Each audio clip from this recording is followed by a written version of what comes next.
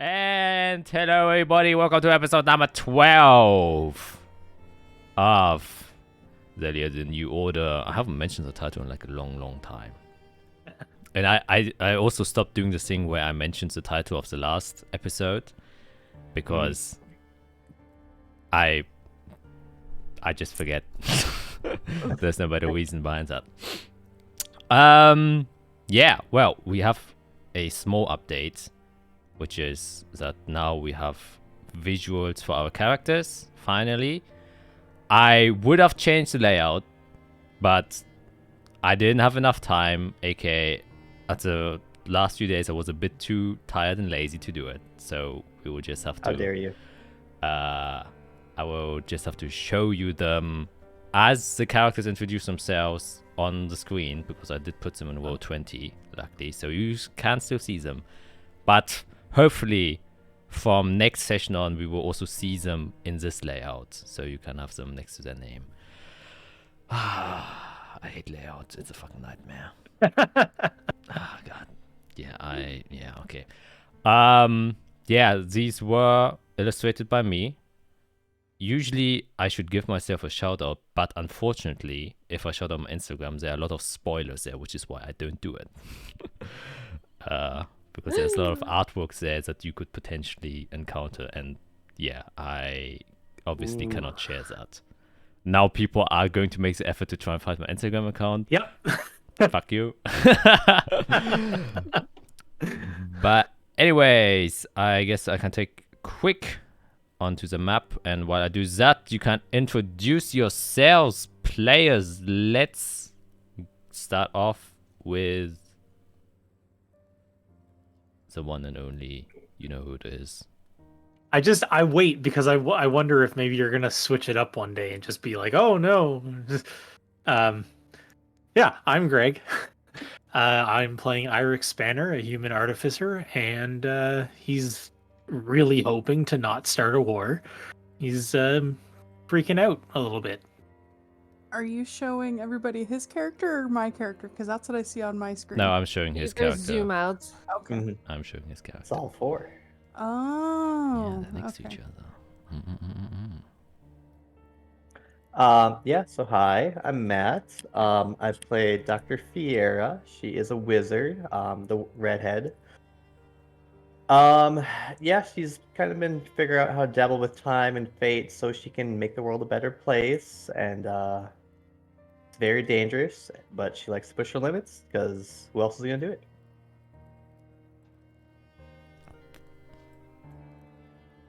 I'm Skip, and I play Isarel Leafina, the High Elf Druid. She's currently feeling a little bit far away from home. And just trying to figure out what her next step is gonna be in her big plans to bring people back to their roots. But for now, she's a little bit lost, literally and figuratively.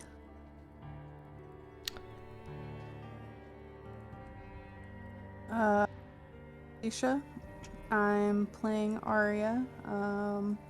My picture is the one with the purple soul daggers that I am so commonly known for. Just trying to figure out how to get out of the situation that we're in and keep people safe, which she hasn't been doing the greatest job at. So her pride's taken a few hits. Yes, I can definitely relate to that. My pride has taken a few bits over these last few recordings. Especially since now I notice I should have also done these in chronological order, since I know in which order you introduce yourself. But I didn't, and I just made it for myself more difficult. But you know, I did this last minute, so I was a bit lazy once again, so cut me some slack, okay? For the next time, I will remember.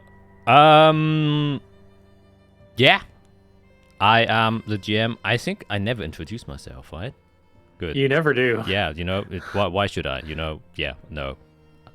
If I've never done it, why should I start doing it now?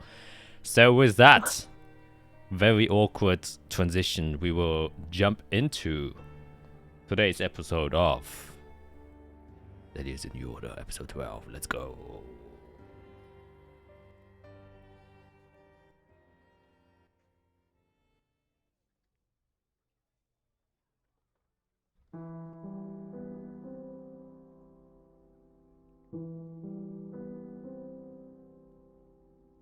Freedom.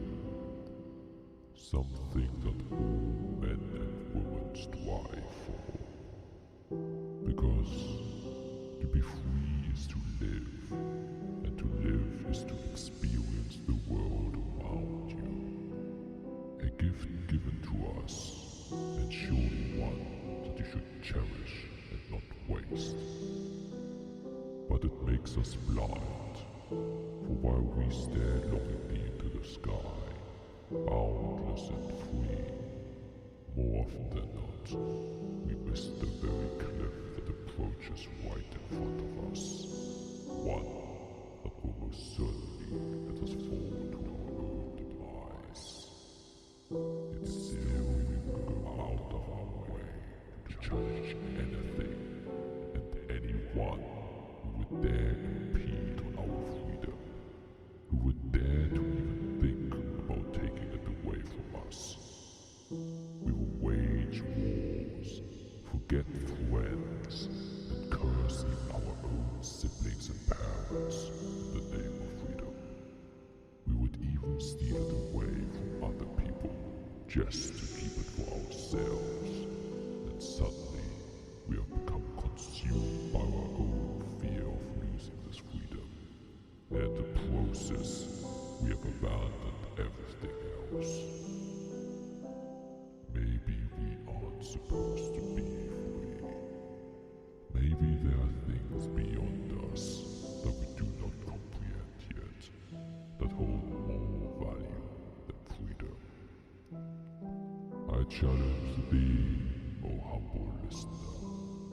Dost thou truly know what is right? Or dost thou merely see thy own fabrication of a blissful world that is filled with ignorance?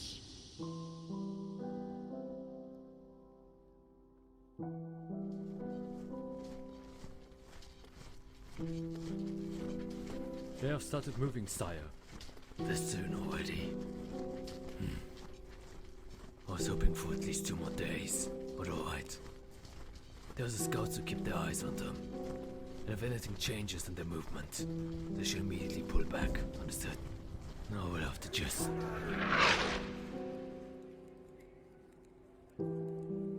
Are you sure this is a good idea, your Eagle? I mean, there would be countless casualties, right? In a world that challenges both conviction and mercy, ruthlessness is a necessary tool to be used in order to move forward. Unless you want to stay here until the end of ages, sacrifices have to be made.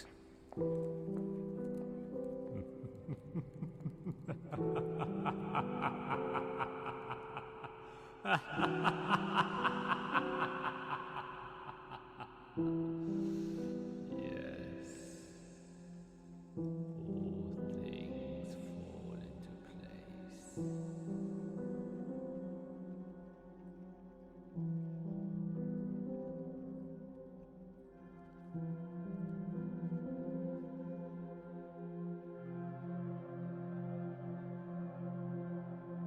And that should hopefully be it. Bringing us to our quick recap. Wow, perfect timing. Bringing us to a quick recap. Just so he thinks it was perfect. Okay, you guys, in pursuit of a stolen chrysalis, have stumbled your way through various parts of the city, all the way through the high plains of the High Castle to the underground.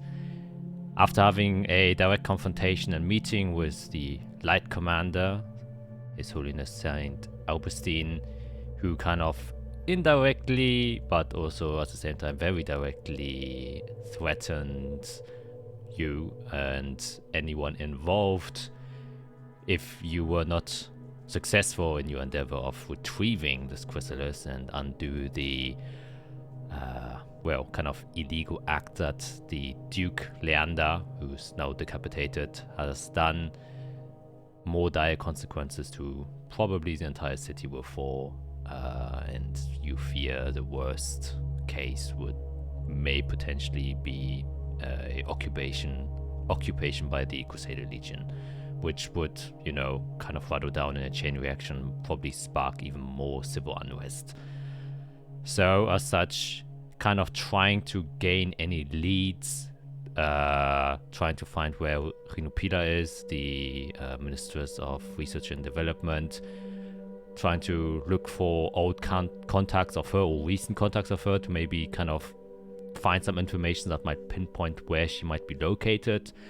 After having kind of failed in that area, you decided to step back to square one, which was a warehouse in which you kind of found a missing link that you have missed the first time you were there, which was a hole, or a tunnel, if you so will, that was kind of made, probably speculatively, with the Terra Chrysalis, and it led to the Dark Port. There you fought against some criminals, some thieves who you believe to belong to the Fallen Branch, which is a thieves guild inside of Zunania, and following that trail after triggering a trap while entering inside of a warehouse, which was at the very end of the tunnel, you were greeted by a strange, mysterious fellow in dark robes, pink flames ablaze, set off by the trap, who gave you a letter.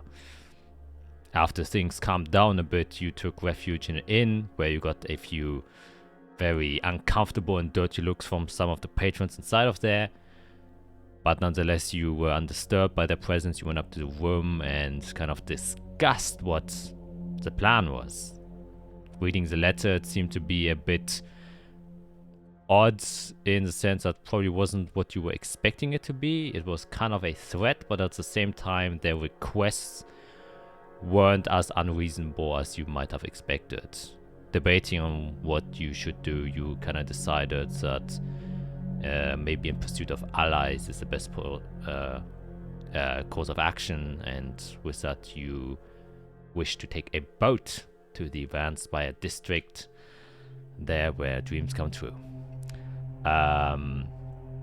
While trying to hitchhike on a boat and trying to go on your own, you kind of met with a new guy called Endel, who kind of presented himself as a tour guide. For a bit of pay, he would be willing to kind of tell you about the underground and show you around. And as you really don't have any guidance here, since every single one of you is to a certain degree new to the city, especially new to the underground. You thought, why not?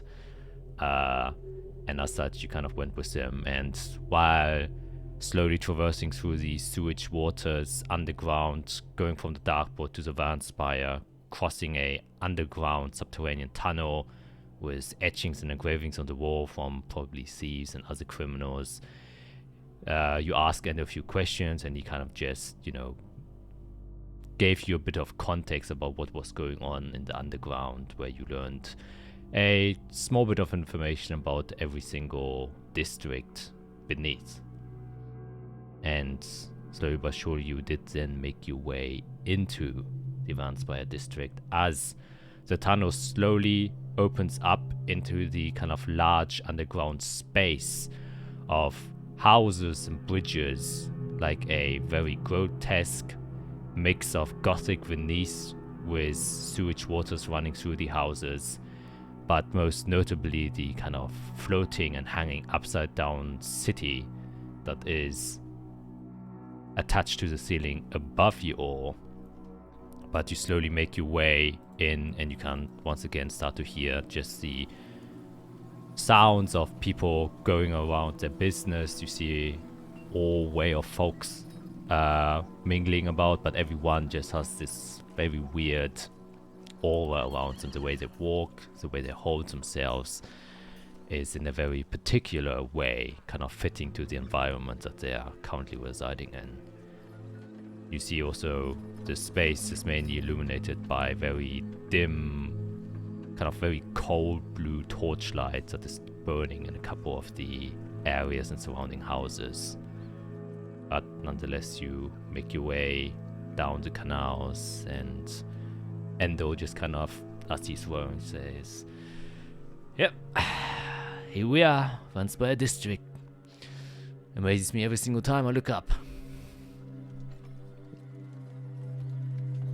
Yes, it is quite impressive. I wonder, have you seen the well, usually from where I'm from, we send people to manipulate the crystals. Have you seen them come through here before? Me personally? No, I don't think so. I'm pretty sure they make that stuff discreet. I don't believe they would. Yeah, I presume those are very important figures, so they wouldn't be walking out in the open. They probably have their own way of getting to places. Which I might also mention, it might not seem like it at first glance, but this district is, well, the most developed, obviously, but it's also very arcane and tuned, I guess you could say.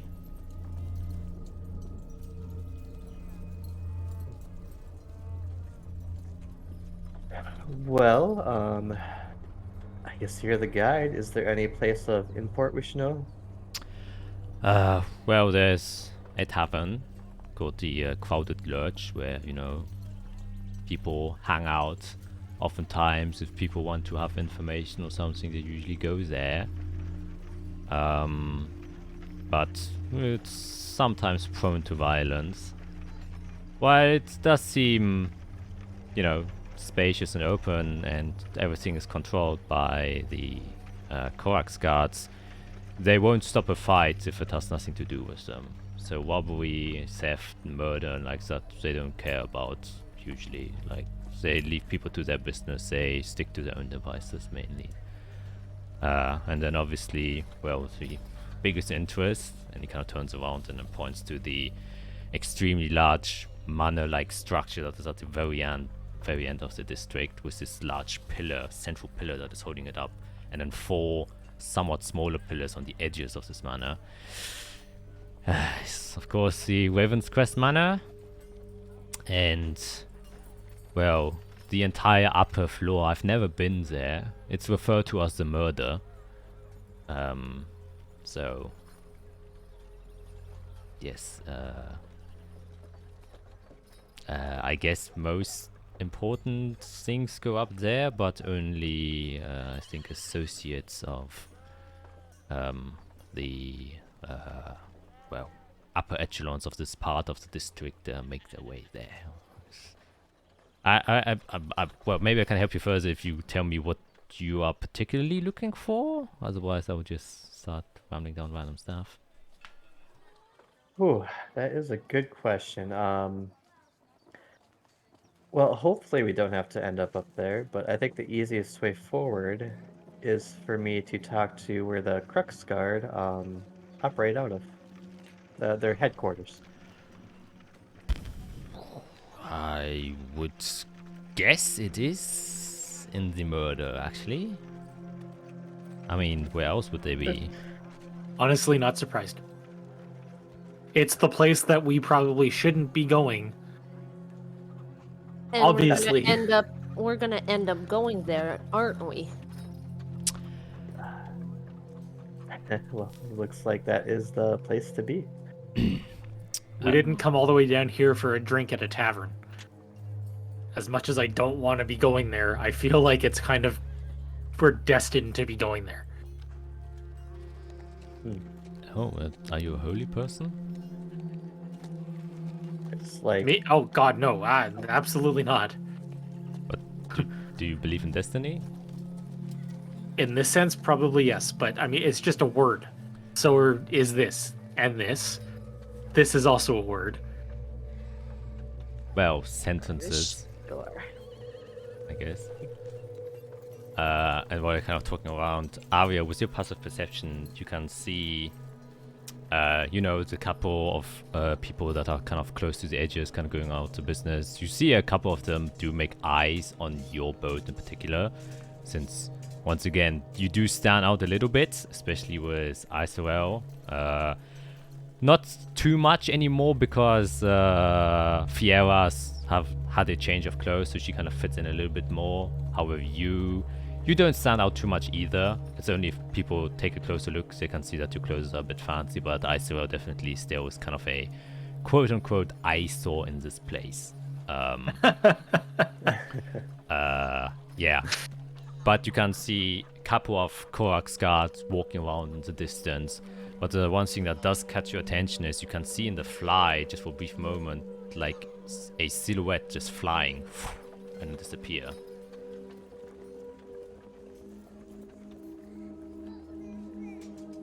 That's super cool.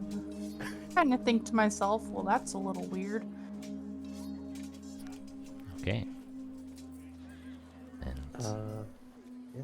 Guess which brings me to the next point. I will take my robe out of my satchel that is all beat up and with holes. Hi Rick, are you up for a job? When do you have time? I mean, I don't know when we're gonna have time. What are we talking about? What's going on? I'll kind of just show you my old robe that has the holes and blood. So I do like this. I would like it fixed. I'm wondering if you could put some sort of I don't know, I'm wondering what you can do with it. Because I want it to not rip as easily. And it would be nice if it could protect me, so I can keep wearing it.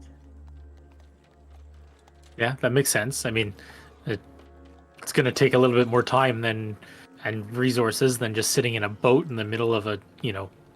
Oh, of course. So I'll take it unless you want to keep it. Like when we get back up to the real normal world, I guess maybe I can take a look. Normal. yeah. Okay, I will catch you tonight then. It's normal these days. Am I right? Yeah. Right. I will say, actually, So you have returned then. And at this moment you can see at the back of Arya and Isorel just standing there on one leg on the tip of the boat, or at the edge of the end of the boat. It's just this black figure, which none of you have saw just land there, even though there's literally nowhere and no way it could have hit there. You can see two large black wings on his back, just kind of going down and kind of cloaking his body, so you can't even see what type of body it has, but you can see perching out behind these black wings and black feathers, you can see your stereotypical kind of raven crow's head, very large with its pronounced beak going up. But you can see its beak open and close while it's speaking, and now you realize, oh shit, that isn't a mask. That's its head that is directly talking with that. So, I have been informed by the ministers of defense that you would come here. Is that correct? You are who she was talking about, right? I have the badge, so I'll just take that out as well. He just kind of looks at it and then stares back at kind of all of you. Its eyes are completely black and just merged with the entire of its rest of its form. The only reason why you can see it is there's like a bit of highlight reflecting the light in the distance, kind of giving, the effect that it's a bit glossy since, its eyes, it's wet. And that's really the only kind of thing you can make out from its form. Otherwise, it's just one black silhouette standing there. So, then you are, but I count 5 people here, not 4. We needed a guide as well. We're not very familiar with this place, so. You can see Endo he just kind of stood still. He's a bit nervous, but he's doing his best not showing it, and says, so would be me just guiding these fine folks around, showing them places. Alright then. Tell me, you came for a reason. Why have you returned, although you have been instructed to leave once before? We're just trying to make things right this time. And not step on any toes. We're looking for thieves that took something that we have been tasked to retrieve. And every avenue that we've explored keeps coming back here, unfortunately. For us. You can see him intently looking at you, but every so often he just twitches with his head in weird direction, as if he's kind of taking a better look at you from a different angle. And as you kind of say that, you can just see him suddenly disappear, and then just stand right in front of you, Isoel.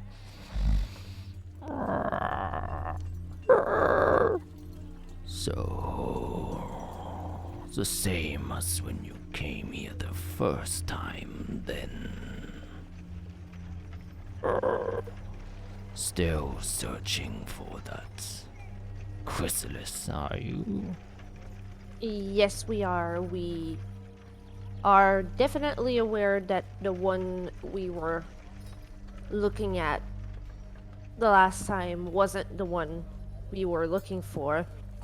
And to be quite honest, I don't believe the one we are looking for is here right now. But our clues and our intel keeps bringing us back here, so we're trying to figure out more information. If I may, what she means by here is the underground, not specifically the Van Spire. Yes, that's what I mean. But we do believe you have the proper resources to help collaborate with us so that both we and you can benefit from this. As he disappears. He kills Eirik. I believe it. Oh no. Irik's magic machine crashed. Oh god, please don't be a transformer that exploded. I will literally lose my shit. And we're back. A transformer didn't explode. I am happy. Optimus Prime is keeping his Autobot safe. Why am I doing these weird references every single time? Okay, anyways. That's a good one. It's like your catchphrase. Yeah, just random fucking. Yeah, sure. Getting back into things. I completely blank on who said something. What's the last thing that was said? We were Working together. Oh yeah, okay. He once again kind of disappears and then appears in front of you, Fiera. Very close, and then he kind of leans down to your height. The figure is relatively tall. He's maybe like 6'2" tall, and then he kind of leans down, and you can see that the side of his head is kind of looking at you, whereas his large, just pure black eye is kind of looking in you. So you wish for our aid, then? Do I understand this correctly? Yes, I think that would help us solve this case quicker, and I think it would benefit you as well if this comes to a fruitful conclusion. Then tell me, How would this benefit us?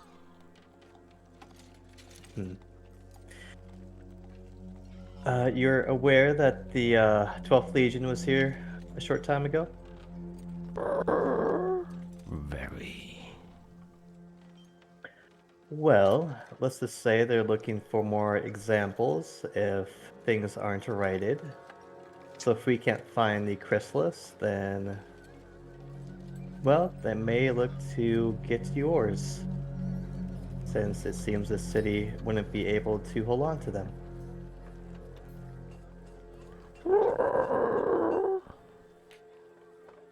I don't believe that would be the case.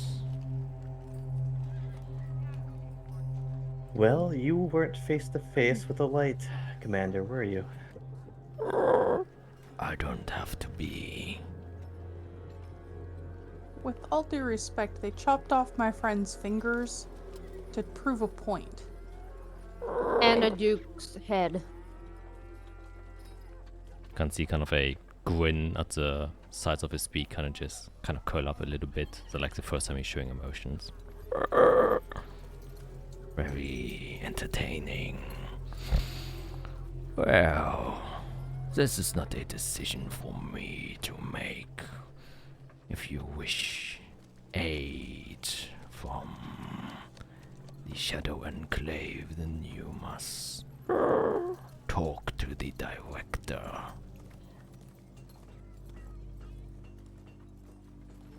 Can you arrange a meeting with the director? Oh no. Teleports and then is back at the kind of now front of the ship, standing there with only like one leg perched that you can kind of see behind his plow of feathers. And he says, sure. If you wish to speak with the director, that is. We do. Very well.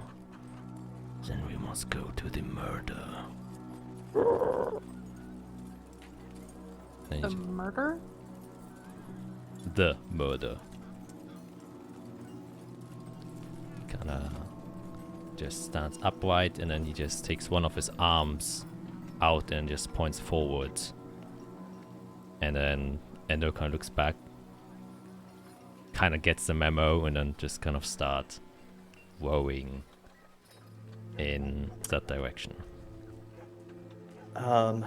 When our raven friend was hopping around, could I tell how they were doing it?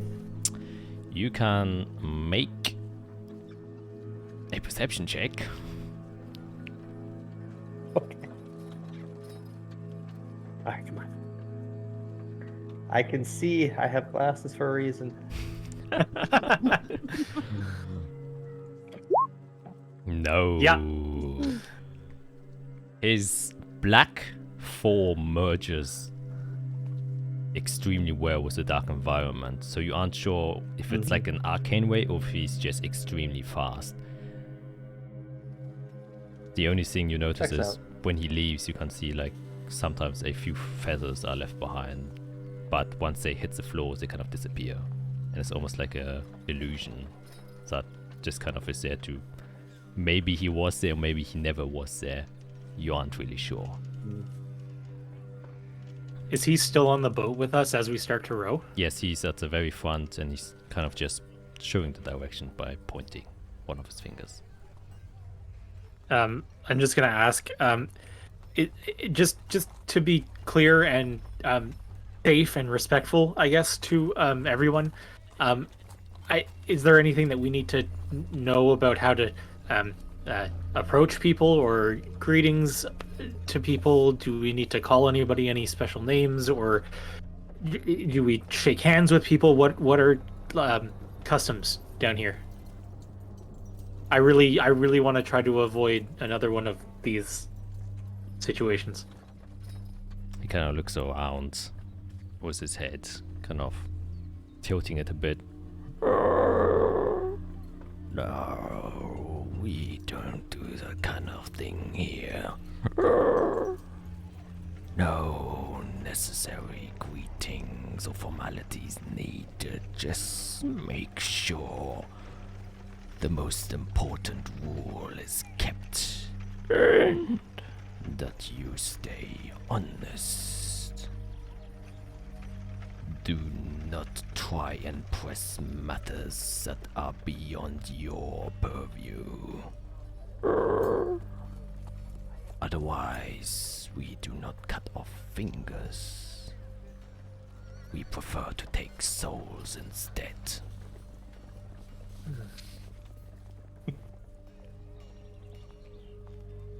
Got it. Thank you. He turns around, and then you hear, just joking. Now, see, I don't know if that's just joking or not. And you also Insight. I want to insight that. yeah, make an insight. Yep, Fira just laughs. That's actually a good one. Endo was also like, I think I'm having a breakdown. 17. He was partially joking with taking the souls, but it's kind of a half-truth. They probably do something else that is probably similar, but it's not taking your soul. It's kind of what you get. So he was probably referencing something that you don't understand, but he just assumes that you do understand, and that's kind of the gist of the joke that you get. So I kind of like half chuckle, like a nervous chuckle. Yeah, it was Endo.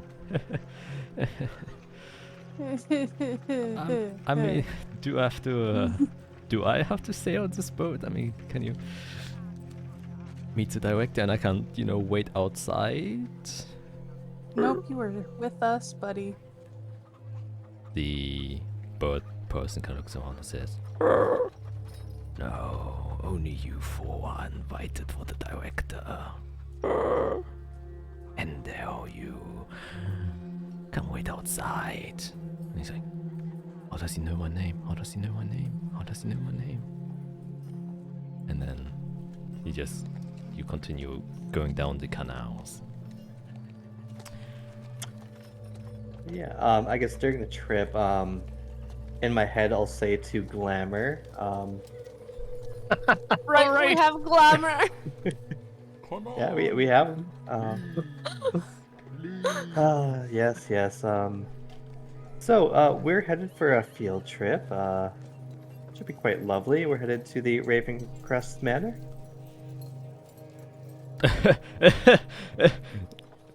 No, you're not. Oh no, we are getting escorted there, actually. It's quite lovely. I don't have to watch for my pockets now.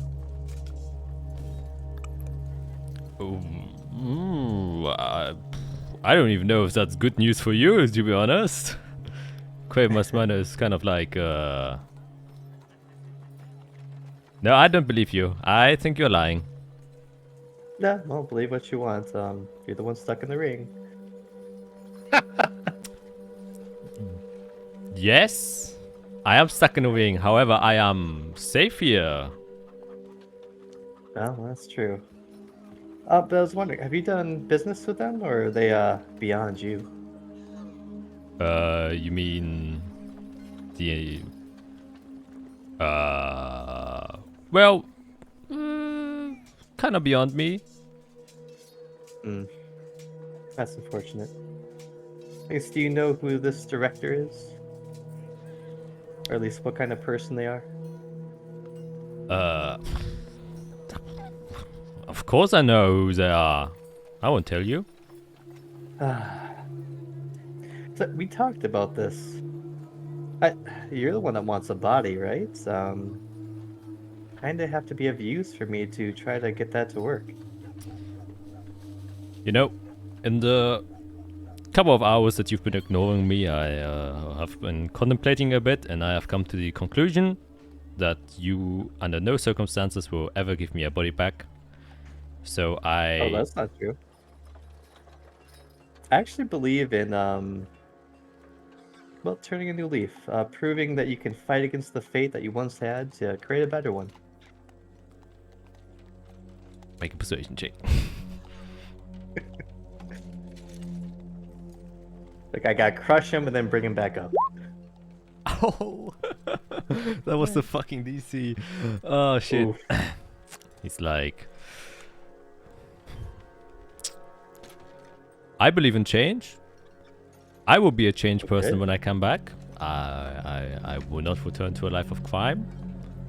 I will have I will open my own fashion store. Yes, that is what I will do. Oh.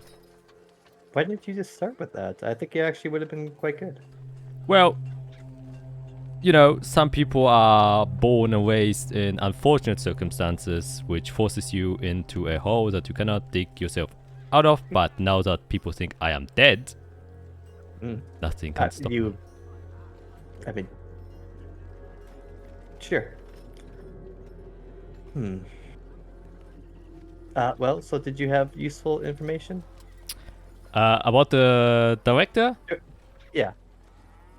Well, like I said, I never really did anything with the Vansbury district because, you know, I really don't like the style. You know, it's very monotone, very black. So, you know, I prefer to work with glamorous people.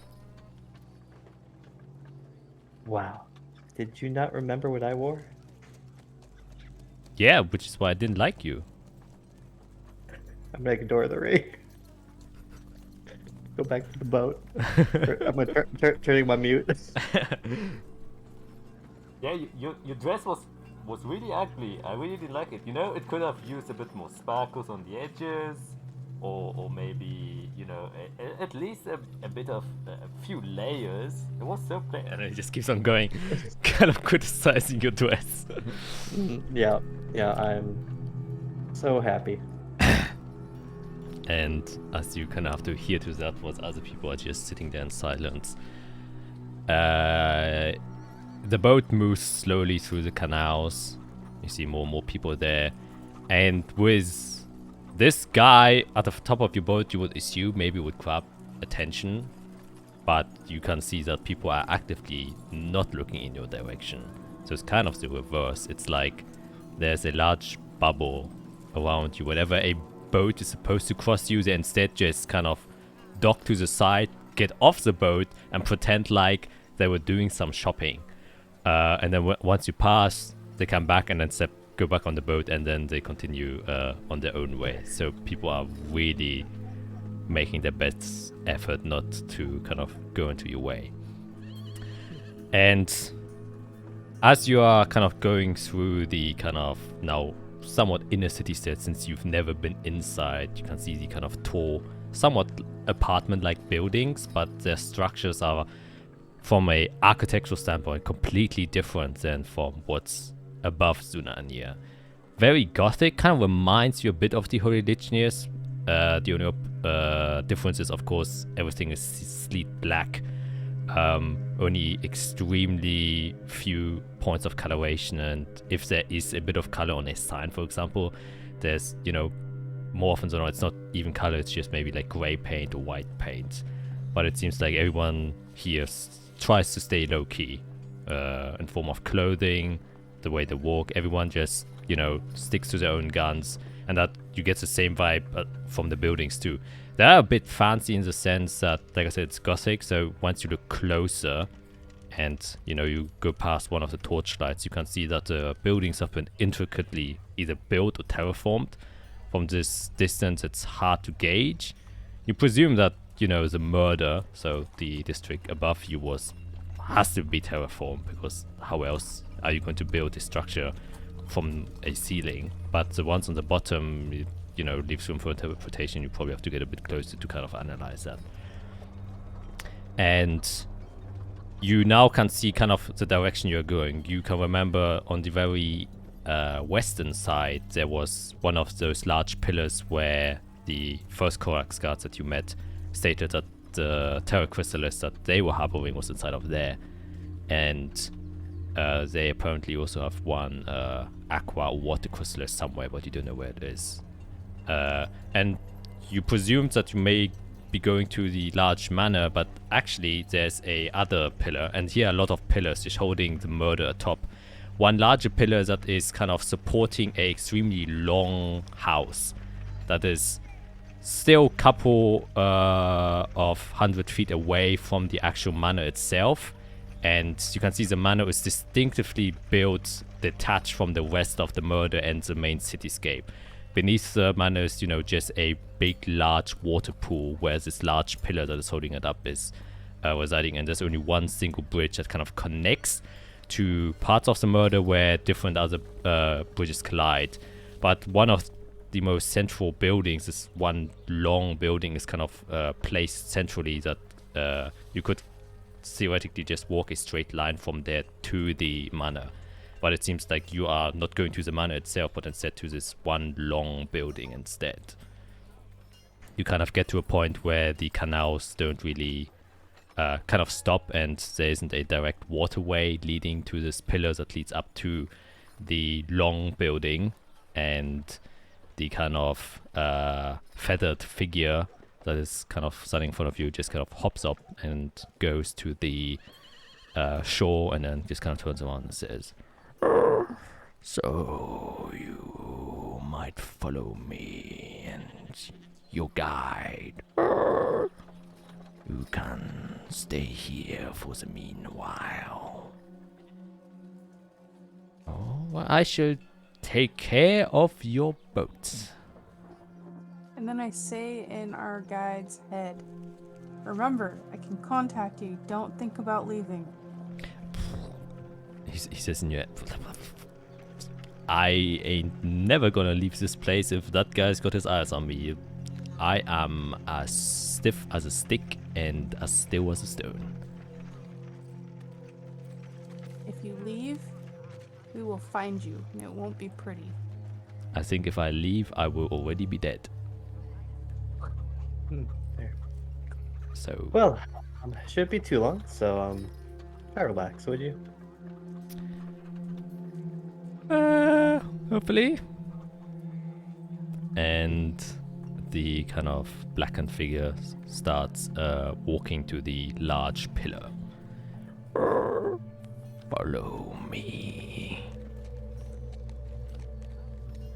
And as you kind of follow them, once again in this area, there seems to be a bit more people going on, and the people here aren't doing the same thing as the other people. They aren't like making a wide berth around wherever this figure is walking. They seem to have a bit more self-composure, but they also seem to be more invested in the things they are doing. You can see several robed figures kind of just talking with each other. Some of them have like papers and they're kind of exchanging some of them, stuff like that. Some of them have like tools, but they take little notice of what is currently going on there. And as you follow your new guide, you come to this pillar, and you can see that the bottom of it is set like stairs that kind of widens out before the actual pillar starts to rise up, like a kind of little staircase that leads up to it. And you can see now that while going up these stairs, there's a kind of door frame, no door, just a door frame that leads into the pillar itself. And you can see from where you are, as you're kind of approaching it, that the entire pillar itself is hollow.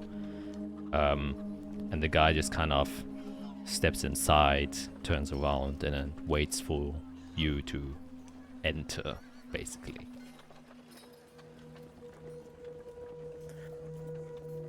Well, let's do it.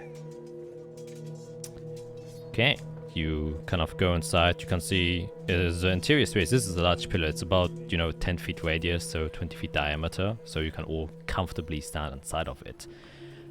As you look down, you can see this large stone slab that makes up the floor itself. You can see a variety of like feather depictions and raven heads or nests kind of reliefed into the stone slab itself. And then, without anything happening really, you can see that the edges around the seam where this kind of stone slab touches the edge of the pillar itself kind of lights up with that same luminescent, very cold blue light. And then you just kind of feel, as the pillar starts lifting up, and it's an arcane elevator. And it's a very smooth ride, by the way. Some of you might have been in arcane elevators. I think every single one of you would have been in one. This is one of the smoothest rides you ever had. The most difficult part of building an arcane elevator is to have a, constant and compressed magic source that doesn't fluctuate, so it doesn't, go like this the entire time. To have a very smooth signal that is constant to elevate you up, because it's an increase on the power that has to be used to elevate you higher. It's extremely difficult, especially you, Eirik, can greatly appreciate with what kind of proficiency this elevator must have built with. The only thing you really feel is this kind of very slight hum and vibration of the stone slab, which is probably coming from the arcane forces that are, implanting their power onto it. But other than that, you don't feel the rupture of stone to stone. You don't really hear anything other than this kind of low hum coming from the stone slab itself.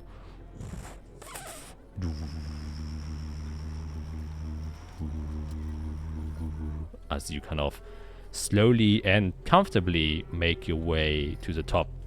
While you're going up, you can see on the inside of this pillar there are similar engravings to what have been set onto the stone slab, very kind of Raven-esque.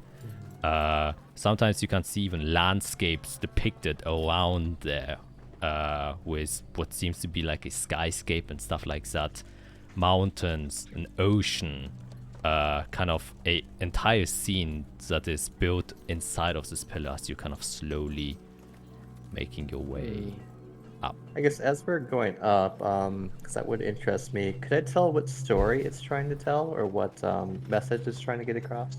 Yeah, I can make a history check.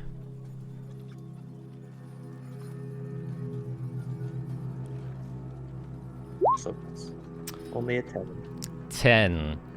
From the brief glance you get of it, once again, there isn't much light other than the kind of underlying glow coming from underneath the stone slab. So you're only getting like a underlit version of this whole relief. So large parts of it are in shadow before you can actually see it, and then it passes by like a few seconds since you're moving.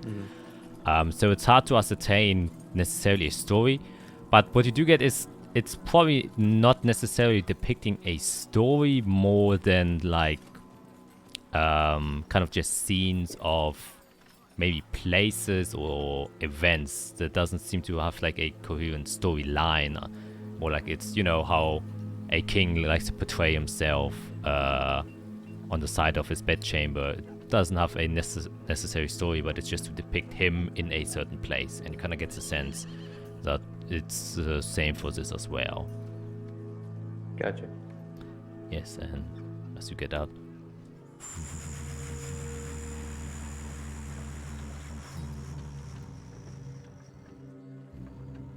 and it stops at the very top, and then the hum becomes extremely low. It's always there, probably because it has to keep the stone slab afloat, but you come to a still point where you reach the top. The ceiling is kind of concaved up, and it seems like the relief and the depiction is kind of central up to the point. At the very point you can see like a depiction of a black sun, or maybe it's a normal sun, but because everything is black, it leaves space for interpretation, so you aren't quite sure.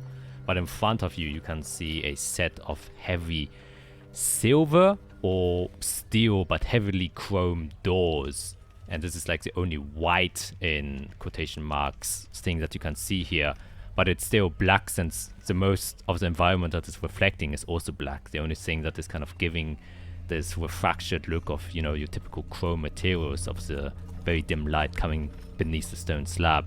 And you can see also that there are like two ravens kind of almost look like attacking each other, and then the front of the claws kind of are reaching out for the door handles that are set in front of it.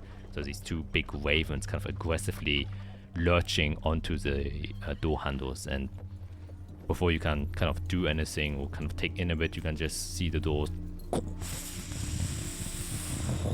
open up slowly and then just shift open, and these seem to be extremely heavy doors as they just kind of slowly make their way open, and you can, even just looking at them, you can feel the weight of them perching up. And with that, you are meted with an extremely long room or hallway. It could be a room, but, you know, if you want to debate the description of a room, most people will probably say this is a hallway. It's probably like 80 feet long and only like 15 feet wide. But it is kind of lightly decorated. You can see once again there are sconces of torchlight inside, set every 20 feet or so, giving a bit of illumination for, you know, the one human, well, two humans, but one human can see in the dark of your party, so you aren't completely blind. But you can see next to these torches are always a set of Korax guards standing there. So there are a total of 8 every 20 feet, like 2 standing there, and then 4 more down the hallway. The architecture inside still the same, very dark gothic and mural-like depictions on the side of the wall. No colors except for maybe a brief of white on some edges that you can just barely take a glimpse of, but other than that it seems very monochrome. And as you kind of, you know, you're standing there, the door has opened. What do you do? Are the guards all identical, or is there any like unique features about each one? No, they are the normal Korax guards that you have seen before. They are completely identical. There's no discernible features whatsoever. They all seem exactly the same. But yeah, the person you are meeting to look completely different, since that's this veil of black feathers kind of covering the body most of the time, and they had wings. The normal Korax guards didn't have wings.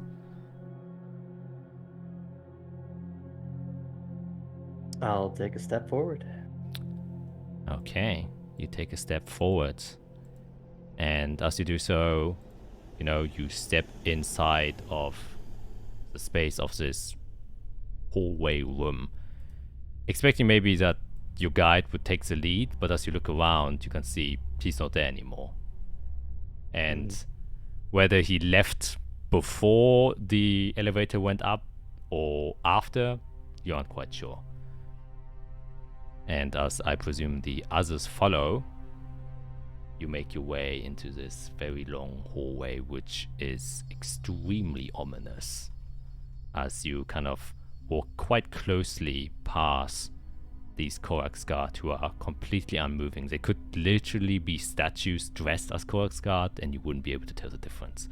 That's how still they are. But every time you walk past them, especially Aria, you can swear that their shadows move. Almost like as if they are...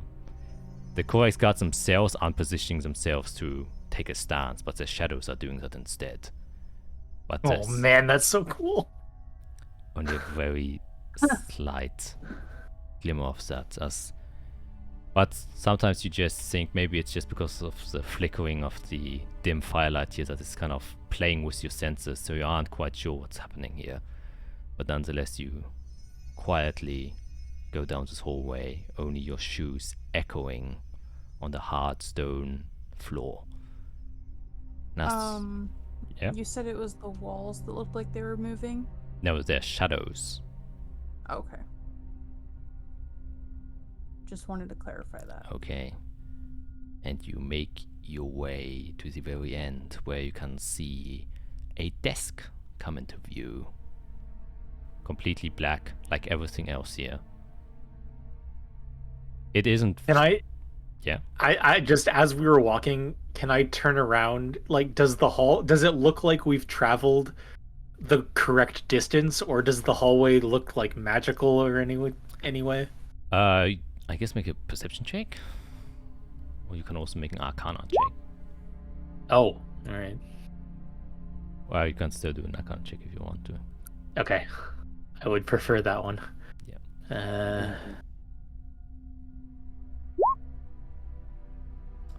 Dang, a 13 with a +7 and a d4. Yeah, you look around, doesn't seem like anything suspicious is going on yet. At least. You look back, still the same distance. And yeah, the only kind of arcane thing you're getting is that the torches here most definitely are like perpetual torches, so they can burn indefinitely. Yeah, but that's about it. looking at the statues or the guards, you don't glean anything really from them. It's like, yeah, everything looks very, very scary. Let's continue moving on. Yeah, and then you get to the back. This desk, very basic, just rounded on the edges. Normal height. You can see behind the desk a man sitting there. As you get closer, you can see a bit more detail since everything is so dimly lit, as his face gets a bit illuminated by the torchlight. A older gentleman, it seems like. Very dark skin. Dark, maybe blue, or maybe just no color. You presume that the blue is just coming from the hues from the torchlight. So probably just a dark gray skin color. Very pronounced cheekbones rising high up, kind of indicating that he might be from some elf lineage. You can also see the extremely long ears coming out of the sides of his face. He has very concave cheeks, so as if I would do like, and they just go in, making him feel extremely fragile and slim, as if he hasn't eaten for a long time. He has black, completely black hair. You can see extremely long, going and folded over to one side, while the other side is clean shaven. So there is basically only one fold of hair going over his face. And as you look at his face more closely, you can see also his eyebrows are extremely long. They go to the sides and then they just drop from his temples down and then go past the desk. So you can't see how long they really are. Maybe they reach their feet, you aren't really sure. Very sharp nose, very sharp chin. And as you look into his eyes, he still has eye whites, but the pupil itself is completely black. You don't see any distinctive pupil or iris color. There's only a black dot kind of silhouetted by the eye whites. Got somewhat heavy bags on his eyes, probably coming from old age. Wearing extremely dark robes made out of a material that seems to basically not reflect any sort of light. And it looks very funny as you look at him for a moment, because it looks like he's literally just a silhouette that has been cut out, because you can't see any details or depth, because no light is refracting or reflecting to indicate that, you know, there's any dimension to him. But you presume that this is a three-dimensional figure, not a two-dimensional image, and that gets confirmed as you can see him writing. Once again, black pen, but surprisingly white paper, which is almost like illuminating this entire space. It's a paper he's writing on. It's the only thing that is, you know, bright white, other than maybe the whites of his eyes. And he's just sitting there kind of scribing down and scribbling. You can see other stacks of white paper set on his desk. And as you kind of approach in front of him, he doesn't make any notice to your arrival, but this is continue writing down. I kind of like make like a clearing my throat sound, just to see if he reacts. He doesn't react. Is there like chairs for us to sit in? No chairs. Is there actually writing on the paper, or is he just pretending to write? You can make a perception check. With my Next level. passive perception, would I be able to tell if he's writing? 10. It's kind of hard to see for you, Eirik. No, I'm kidding. It's a 10. You can see. For you, Eirik, it literally looks like he's writing on paper and nothing is appearing. For you, it's like he's pretending he's writing. Aria, you have an extremely high passive perception, so you will see it. You can see once the tip touches the paper, you can see ink appear, but as soon after like a millisecond, it just disappears instantly. So whatever he's writing is kind of hidden behind an illusory script that makes it invisible immediately afterwards. But for anyone else looking at it, it's like, oh yeah, he's pretending to write. For sure. There's nothing appearing on this piece of paper. All right. I guess I'll kind of grab Azrael's arm and pull her up with me to like the front of the desk, and speak up. I assume you're the director we're supposed to talk to. Hello. Hi. You have come here for a reason. Do not waste my time with idle talk and tell me what it is you want. Lovely. Straight to the point. So, up above is a mess. Seems Cinnifer and her guards have gone pretty lax. A elemental chrysalis of the earth has been stolen by a syndicate. And we are ill-informed to be dealing with the syndicate that works in the underground. We found a tunnel that went to the dark port, and we lost the trail. Now, we're on a timetable as well. The 12th Legion will be back, I'm sure, within a few days. And the Light Commander wants results. If he doesn't get results, there will be more examples than just the Duke said. What she said. We are looking to collaborate with you so we can get this done quickly and efficiently, and I can report that you help us so they don't try to take away, well, what you do down here.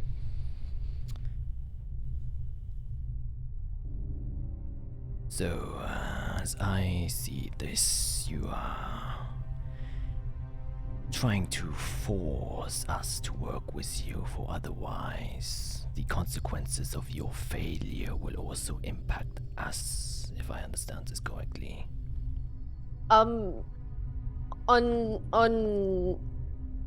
not on our own accord, unfortunately. We kind of were put in this situation without ever agreeing to it, and we're trying to prevent other people from getting hit by what's happened to others that have not agreed or messed up.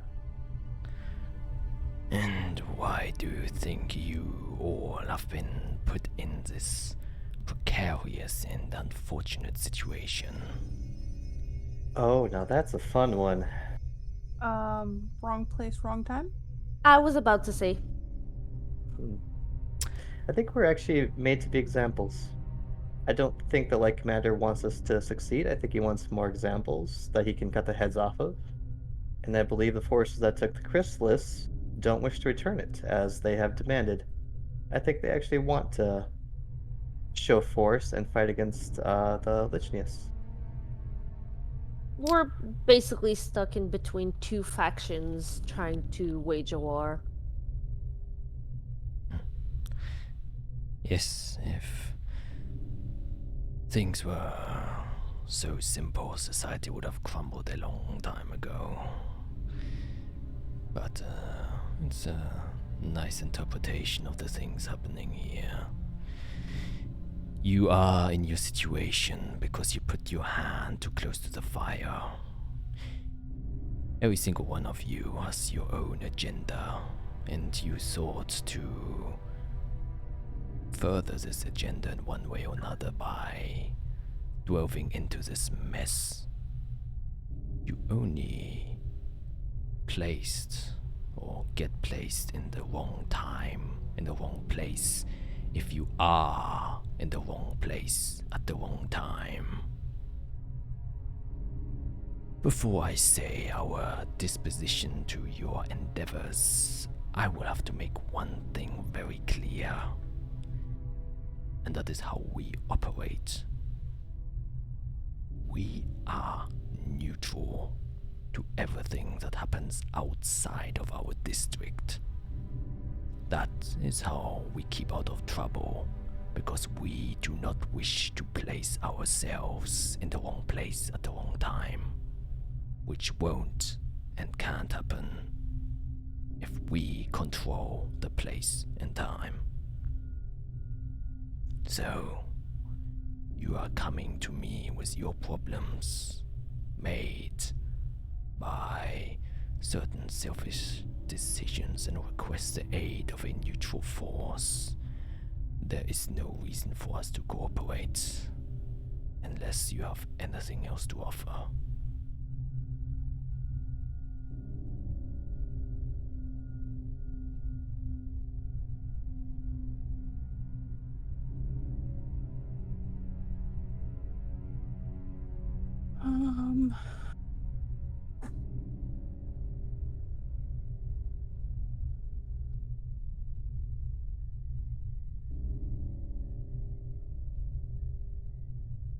Neutral. You see, I think where we are from a different, clearly different world, from this here, but where we are similar is the fact that us four standing in front of you right now do not align with any of the factions above ground. We don't agree with most of what is going on right now. And I guess in some way we also wish to stay neutral in this thing, in the fact that we do not want to see either of those groups take over and annihilate everything that we know, including, most likely, the underground. I believe that Captain Hausen has made one rule very clear after one of you asked if you had to consider your words. There aren't many rules to follow here, and one of the few that he stated was to speak the truth. Now it's either you do not understand the own words that you have just uttered, or you are actively trying to lie to me.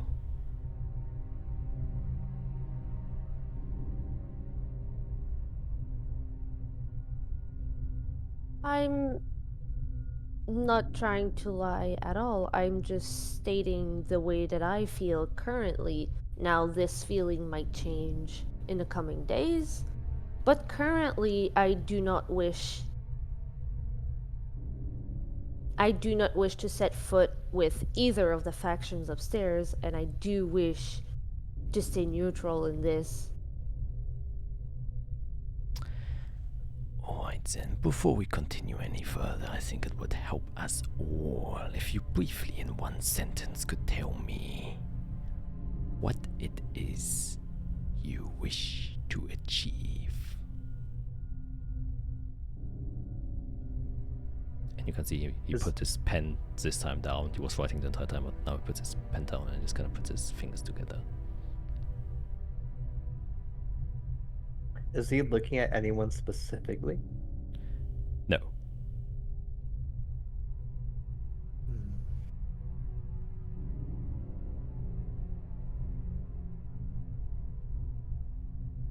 Well, I guess I can clear things up. I wish to align myself with someone who understands neutrality and understands that power should be used to maintain that, and to learn from those who we can work with.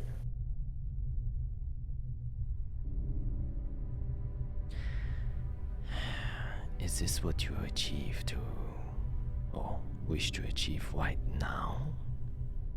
Or is this your ultimate purpose for why one such as yourself has come so far from home?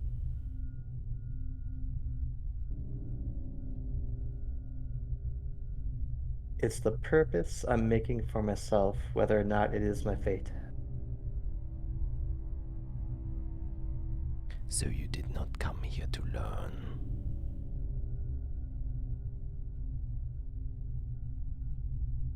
Not originally, but I also didn't know this part of the city existed. And that you used your unique abilities. Very well. The next one, please.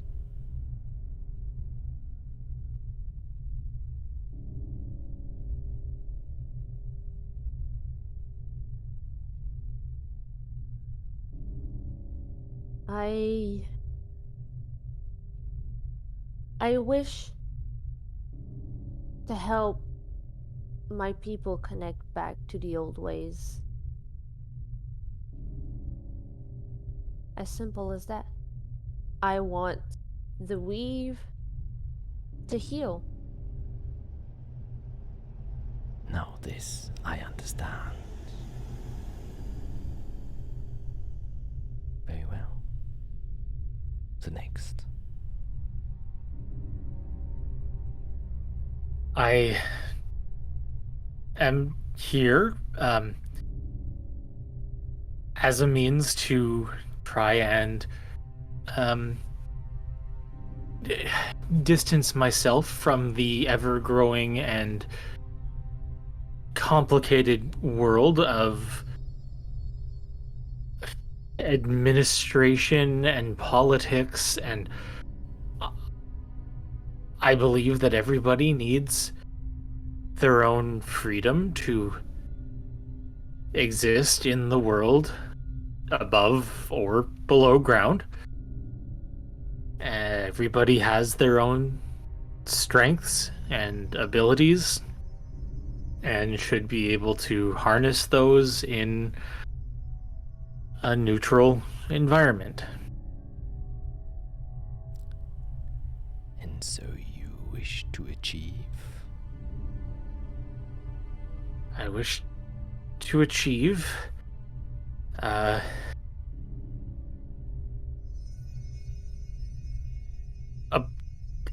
as I said, a place where people can not worry about being looked down upon or being thought of as different or wrong or lesser. Everybody is who they are, and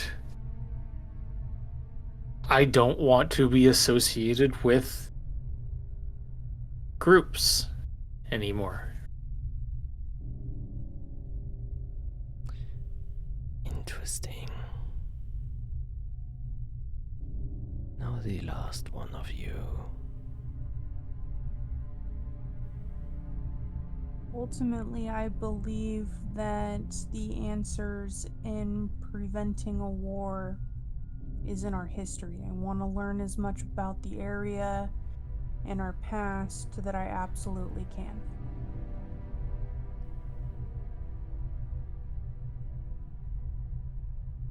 Alright. Now you see, speaking clearly about the things you want makes it easier for me to understand why you are here. Because even if you do prevent the war, and let's hope you do, I am more interested in what you do after that. Have you thought about that prospect before? Greatly. I will not stop until the weave is healed, and that's pretty much it. I envision that I will go back to work as normal and hopefully have some new connections that could assist in ways in the future. Don't know what they are right now, but connections are always a good thing, right? Not always. See, the people I am interested in helping right now are Miss Liafina and Miss Kron. Since their prospects are largely indulged about things far greater than our current purview and aren't easily broken. The other two of you are still too short-sighted, and there is no need for me to try and aid you. You must understand, the reason why we stay neutral is because we have our own goals, and we wish to achieve them in, well, a very easy and smooth way without too much disruption. Anytime we reach out or lend out our hand to other people, that is a point of dissonance and a possibility. And when he says that, he looks to you, Fiera, of disruption of our own plan.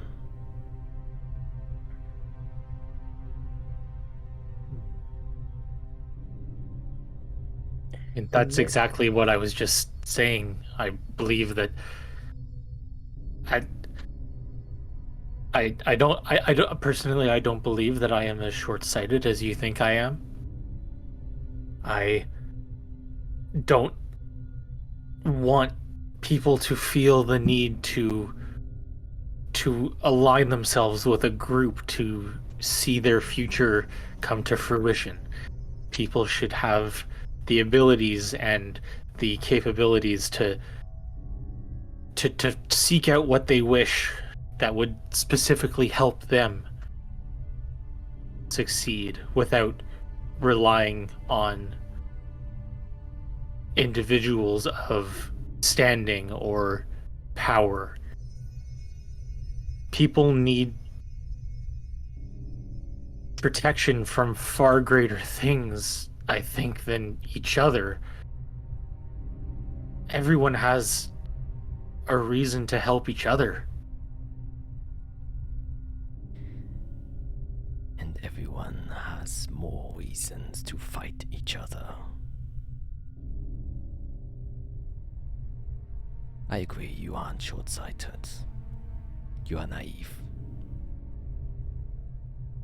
Also scared.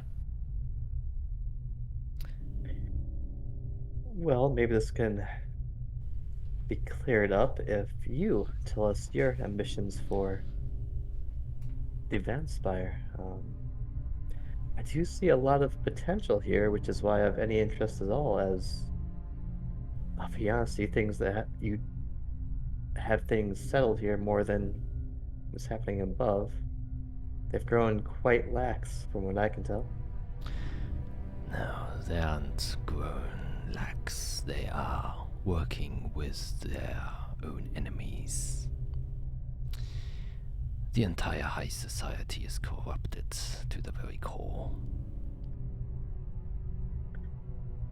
The Yes. thing you think is fighting against each other, if we take a grand example from the Duke, which has been beheaded, he knew more than what he let on, and his goals were a bit different than what he might have told you.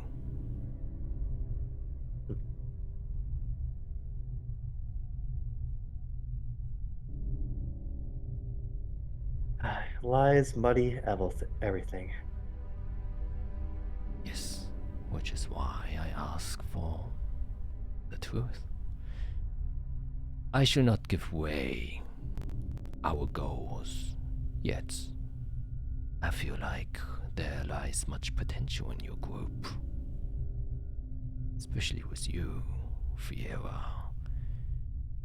You've broken from a cycle which only a few people do.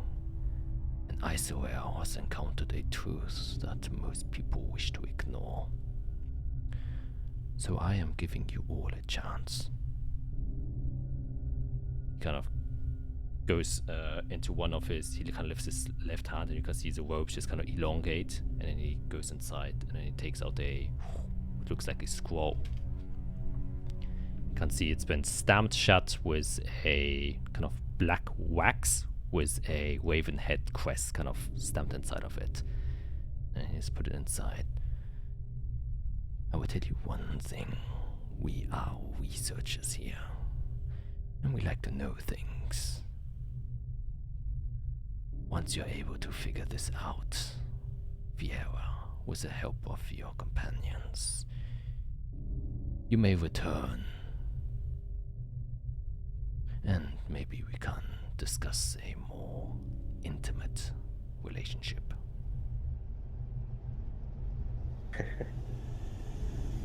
Well, then I guess you're mistaken, because there is no if. I will choose my own fate. And my fate is to discover whatever is in here to the utmost efficiency. If the fate And I'd like weaver- to say, Oh, yeah.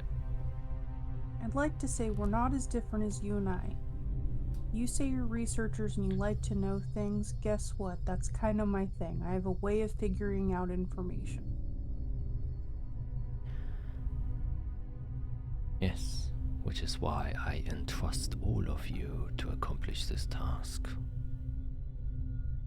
If I wouldn't believe any one of you to be incapable of this, I would have chosen to not inquire you to be in front of me right now. However, some of you just have to have their eyes widen up a little bit. As for your minor problem, the consequences aren't as dire as you might presume. A war won't happen even if the chrysalis isn't found. That is just means to rattle civil unrest so the higher political figures can do as they wish to manipulate the masses. And this time it looks to you, I swear. Your city in particular seems very keen on doing so. And as for the Elfenbein Cartel, they are a medium, not a source. People like to use them to transport things. They have a big name, they grab a lot of attention. Allows for people to get away with a lot of things. I do not know the specifics, but I know that the Elfenbein isn't as involved as you may think. They most likely provided assistance, but they weren't the main culprits. I don't think the Elfenbein have their interest in a Earth chrysalis, since they could get one at any point if they wanted to.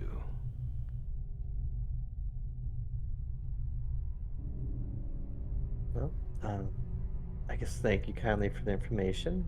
That will prevent us from doing too much silly. You're all on the right path. I just wish to see if you can all follow it long enough for the seed to blossom. For many try, but many more fail. And then he An picks up app test. his pen and then he starts writing again. Oh yeah, scrolls on mine. Yes. Let's go.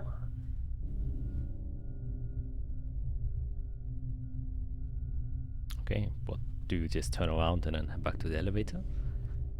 Yep. You all walk back, passing the guards once again, stepping onto the elevator.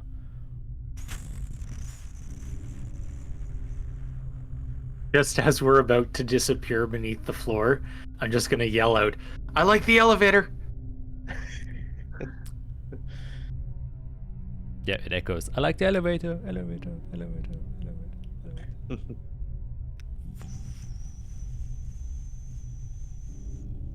As it comes back down again.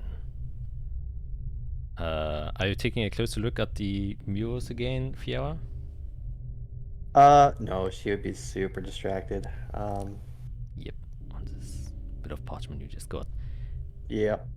Can I take a look at a couple as we're going down? Yeah, Arya sure. would be doing the same. Okay, you all can make a history check. I'd specifically like to look for anything that might imply the Nova. Oh. Okay. Isarel is just engrossed in her thoughts. Someone finally told her that her life goal was important. You got confirmation. Okay, starting with Eirik. You don't see any kind of references to a Nova. At least it doesn't seem like that. Everything is like, landscape depictions. There isn't like a massive, Jesus Christ, massive explosion or anything depicted here. So yeah, you get the sense, nothing really related. And it's just mostly just weird kind of depictions of landscapes and odd shadow specters standing around. Arya with a 25. Some of the things here remind you of things that you have studied long ago when you were looking into the past and stuff like that, but you never really had reference for it. So even though you recognize some of the things here, you still don't really know what it is. What you can glean, and because you have a very intuitive mind, is they're depicting 4 specific kind of things. It can be landscape, but with these kind of murals, and you now know this frigging elevator and this murals that you are seeing right now is old, really fucking old, like unbelievably old, which is why the kind of methods that it functions on is probably the reason why it's so great is probably because it wasn't built here. It probably was found and it just remained intact for such a long age. And the thing you see is kind of shadowy version of one huge, what looks like dragon-like creature. You see a other depiction, or the dragon is kind of in a landscape filled with what seems to be like fire. Then there is a depiction of what looks like a large kind of mountainous creature, like literally looking like a mountain. Some kind of, best you can say, like a golem, kind of made out of the terrain itself, kind of surrounded by large mountainscapes, Alps and stuff like that around it. Then you can see what looks to be like a kind of mermaid-ish, woman-like figure that is just kind of inside of a endless depths of water. And the last thing you can see is, and because you got a 25, it looks also to be somewhat made out of fire, and from the form it looks like a bird that is burning, which you would know is a symbol of a phoenix, which is something very rarely seen anywhere. And that's what you get, but you don't know what they are, what they mean. You just see that the murals inside of here depicts these 4 things.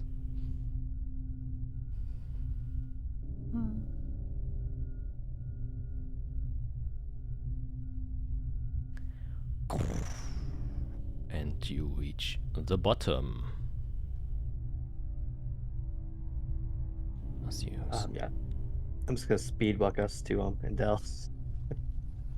Okay. Gotta go. You go there. I'm gonna yell at him in our mind. You better still be there. Ah! Jesus Christ, it's even loud inside of my head. Yeah, I'm still there. Didn't do anything. And as Fia was kind of power walking there, you can see him kind of lounging on the boat. Just there, and then Ozzy kind of sees you. I presume everything went good? We're all still here. That is great news. Otherwise you would pay me, am I right? I already paid you. True. Pay me in the future for more guides. Oh, there's a few other places down here that we need to go to, so you never know.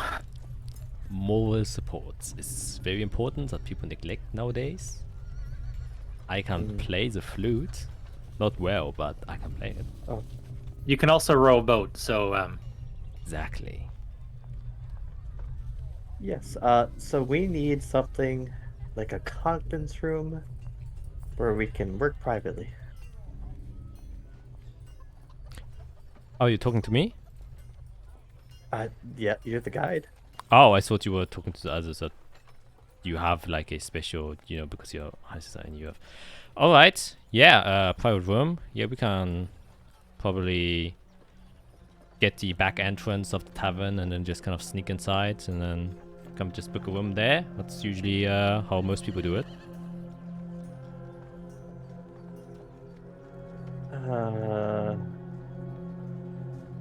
do we want to be staying here? I mean, I like- plan to solve this pretty quickly. I still feel like we should leave the Underdark. That warning that we were given to not come back until we finish. I feel like that means that we should leave the underground.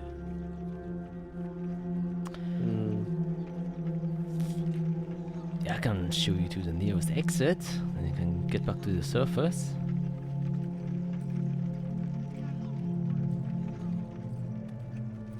Well, we need to return this boat. Oh, don't worry, I can take care of that for you.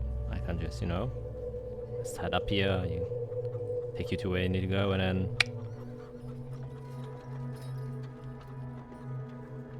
Yeah, that works with me. Very well, let's go back up. okay. I guess tie it here, and then he goes to one of the posts and just ties around the boat so you know it doesn't just swim away. Okay, exit. If I remember correctly, it should be this way. And then he starts going off. And I guess you just follow him. Going past now the kind of alleyways of this portion of the city. Even more scarier than the usual alleyways, since it's always night and always dark and you don't know when someone's trying to mug you. But you can see that, not once again, people usually tend to mind their own business here. And you also get the feeling since you went up and came back down, anyone who did so you go up and go back down seem to kind of also doing the same approach of, you know, giving you your space. Whether or not it's related or not, you aren't really sure, but you know, they probably just think that you're a bit more important after having done that trip. After a while, you kind of get to a what looks to be like an apartment building. Once again, several stories high. Seems to be at one of the very ends where it connects to one of the large walls of the district itself, and not in the center, but kind of more on the side. Similar, it's kind of in the vicinity of where the entrance of Glamour was, since it was also to the wall. And he kind of just opens up the door into this apartment building, and you can just see a staircase that leads up. Okay, you can just take the staircase, walk all the way up. It should take you out of a butcher. Not butcher, mason. It's a mason. I'm sorry. It's kind of in the back room of a mason. Just come out there. It's kind of a quick entrance that, you know, people in the know use most of the time. If we need to come back down here, do you normally hang out in the docks? So if we want to hire you again? Yeah, I'm usually in the docks. If if you can't contact me, I can try to go wherever it's more convenient for you. But usually, Darkwood is a bit more safer to hang around. In other places, staying too long in one place doesn't really work very well. Actually, this is a good point. How do we get down to the Darkport normally, not through a wall and an explosion in a little building? Oh.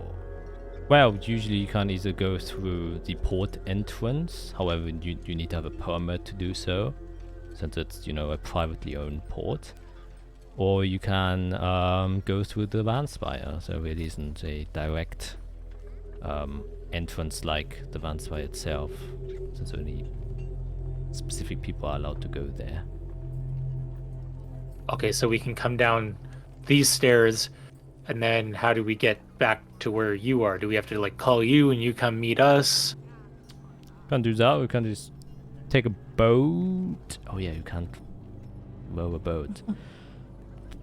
I just meet you. Just give me a long enough notice, and I shall be waiting there. I mean, we'll probably be back tomorrow. Can you not just be here tomorrow? Yeah, definitely. If you want to, yeah. That, or I can send a little critter, call him up. Yeah, sounds a bit weird, but if that is one of your... There's nothing wrong with a rat delivering messages for you. No, nothing wrong, just weird, Hey, well, you're weird, so... Well, you're weird, so... I know. And I know too. Good. So we all know. So we're all in agreement that we'll get a hold of you. You'll meet us here tomorrow. And we're good. Yes. Okay, thank you. Okay, have Upstairs. fun, stay safe, bye. I guess you all then walk up the stairs. Yeah, I started going up the stairs as soon as I said goodbye. Okay, as you're all walking up, he does kind of grab your hand, Fiera, for a quick moment and says, just one quick thing I wanted to discuss with you in private. Just a very small thing, nothing special, very quick. I can hurt you, right? I still have the sigil on your head. Yeah, I know. Please, this is just... Okay, real quick. Yeah, so... we haven't spent a lot of time with each other, but you are a, arcane practitioner, right? Yes. Can do spells, right? You did some fancy spell with me. I am quite capable. Okay, well, I just wanted to ask if maybe, it's a bit awkward to ask, but if you could maybe teach me at some point, someday, I would love to learn. I am actually hoping to get into one of the colleges. Unfortunately, I don't really have the requirements, but they do say that even someone without a degree, if they have very good talents, they might consider also taking one. So maybe if I get a bit of tutelage from a great wizardress as you, they might consider taking me,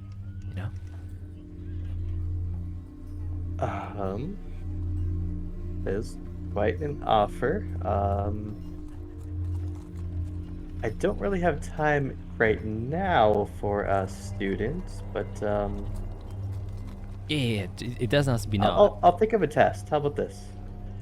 Next time I see you, I'll present the test, and depending how you do, I will tutor you, and you can join us or me on my travels for the next while, and we can see what can happen if you pass. Oh, sure, yes.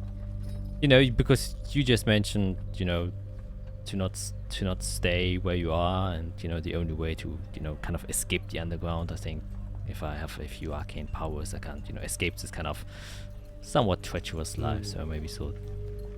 Well, then you should prepare yourself for whatever I throw at you tomorrow. I will do my best. I do not know how to prepare though. Can you maybe give me a hint to what you're trying to test me on? So I can. That wouldn't be fair at all. But then how am I supposed to prepare? Exactly. Prepare everything.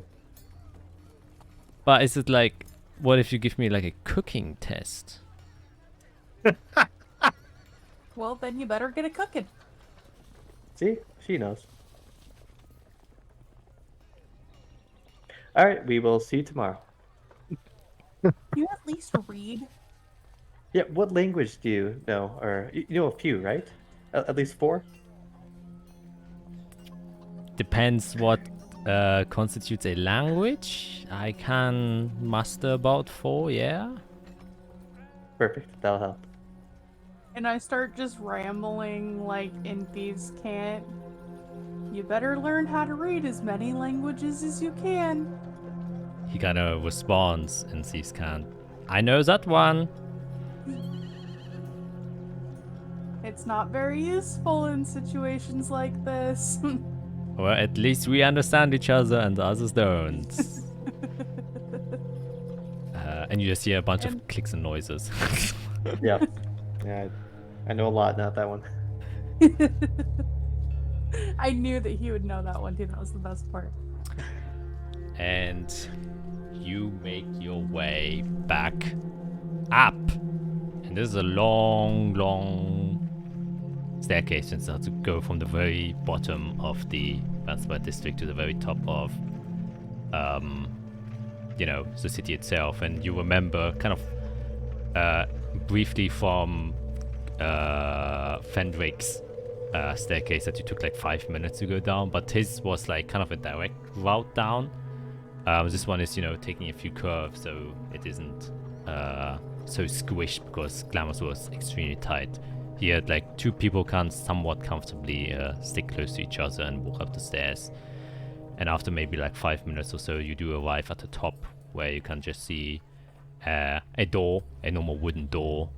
If you go to it, you can just open it. Open up slowly, and you can see you just enter inside of what looks to be a storehouse with just a lot of masonry around. Stone slabs lying around, a big stone table in one corner, kind of a stone ringlet with a circle inside, probably a wheel or something like that. And, just a lot of stonecraft lying around here and tools on one side of the wall. And you can see on the other side there seems to be a exit that is currently closed.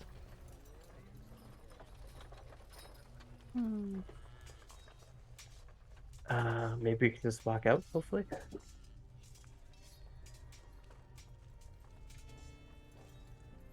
You walk out and open up the door, and you are greeted with the kind of darkened sky. It's quite dark already. It's around 7 p.m. in the evening. So you can, as you look up into the sky, it's cloudy sky, or very, purplish, as the sun has almost set. But you can also see the kind of glimmer of the astral vestige, peeking through the clouds, as it always does. But also kind of maybe 20% in its opacity, meaning, yes, the sun is definitely, and maybe a couple of minutes set properly. But the bustle of the city still seems to be ever present as you kind of step out to one of the marketplace. So look to your right, you can see the kind of store that probably this warehouse belongs to, just says the White Quarry, and then there seems to be a shop of what seems to be more refined stonework being currently presented as, things that could interest people who are interested in stonecraft, and you're stepping out of the warehouse. But people don't mind, they don't pay much attention as they go and do their own day-to-day business. I wonder if they got the teleportation pads ready yet. Probably not.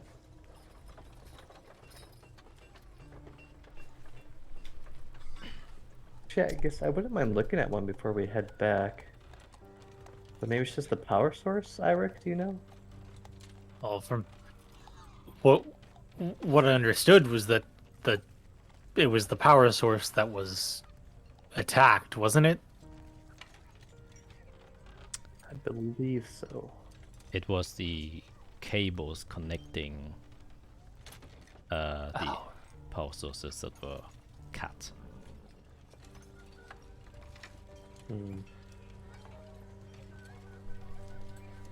Well, regardless, I want to head back as quickly as possible. Okay. So you all just wish to return to the high castle, I guess? Yeah, makes sense. Okay. And yeah, you kind of make your normal way up there, which is a long walk. So if there's anything specific you wish to do while you are walking, then do it now. If you want to, I don't know, stop by a store, or maybe if you want to stop by your place, you can do that if you have business to do in the normal city place. Otherwise, you will have to run quite a bit. I got to admit, while we're walking, if we're gonna walk a lot, which seems like we're kind of gonna be doing, should we get like a cart or something? I don't know. Like it just seems like there's better ways to go about this than just walking. Well, I'm not gonna go on a bird again unless I have to.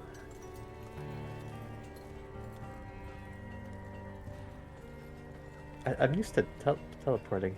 Maybe we can just get that fixed tomorrow. I mean that's great and all, but you're not just can you teleport just from like anywhere? No. You would know it's always from one circle to the other circle. Right. So like that I can't imagine that there's circles everywhere. So you're gonna need to get to a circle, which is, transporting, and you have to walk there presumably. And I'm not gonna lie, I'm like, I really kind of want to like make something. That's not much of a surprise. I mean, it's literally your job, right? So make a way. Yeah, I know. Is there? Do we all want to have transport vehicle of some kind? I don't know. I mean, if you can come up with something, that would be pretty cool. I'm curious what this would look like. As long, I don't know. I'm not too fond of animals personally. If it runs itself, that'd be great. Yeah, I might as well start thinking about it. But till then, and I will just hand you my robe. See what we can do with this first. I'm curious. Oh, right. I mean, without putting any, extra, time into it, I can probably just, at the very least, fix the rips and make it clean again. You can wear it still. That would be a good start. I just drop for a minute and stop walking and place the robe down on the ground and just start running my hand across it and casting mending as I go. Not doing anything weird, not sniffing it at all. Yeah, totally normal mending going on here. I actually imagine it that you just take a hammer and then you just smack it, and then it just mends itself. Man. Yeah, like TF2 style. Yeah. Just look at the magical hammer. No, it's a little bit more of a delicate thing, and Fiora likes it, so I'm gonna try to not be as aggressive with it. Yes, that can be done. And as you're walking, Could we possibly take a quick break Yes, I I was. need to use the restroom. Yeah, I was about to do that. Yes. Yeah, I mean, I was just about to say we're gonna take a break, so that's always a shame. Oh well. Wow. That is how it is. We will see you guys. Well, no, you will see us immediately. Bye. I don't know. We are back. The viewers won't know because it literally won't make a single difference. Yeah, good for them. Yeah. And we will just get right back into the meat of things, which is you guys walking after Eirik has finished mending Fiera's dress after a minute or so, and it is whole again.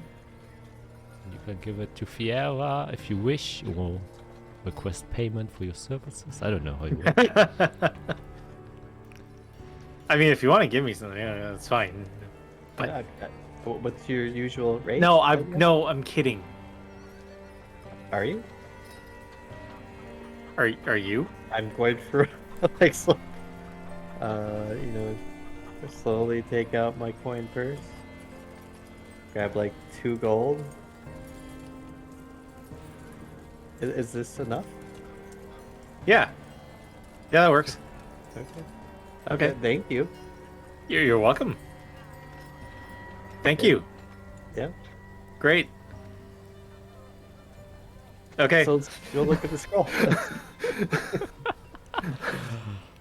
Okay. Well, if no one has any pressing matters to do inside of the lower planes, you can just kind of... That's my fast forwarding sound. To that you eventually in the evening when the sun has set, make your way to the high plains. And I presume you want to get back to, your usual stay, your rooms and your dormitory. I'm gonna see if I can get the conference room for us. Also, you want to go to the high castle even. Yeah, I mean, that's kind of where our rooms are nearby, right? No. Your rooms are, if you look at the map, you're on separate I can't talk. Planes. Your rooms are here, and the high castle is on a separate plane. Yes. Haven't been there in a long time. Okay, new plan. Everybody's invited to my room. I want to solve this tonight, if possible. How are you so sure that this thing is going to be like such a easy, quick? I guess I don't know, but I'm kind of just hoping it is. I assume it is. I feel like I can probably figure it out. All right.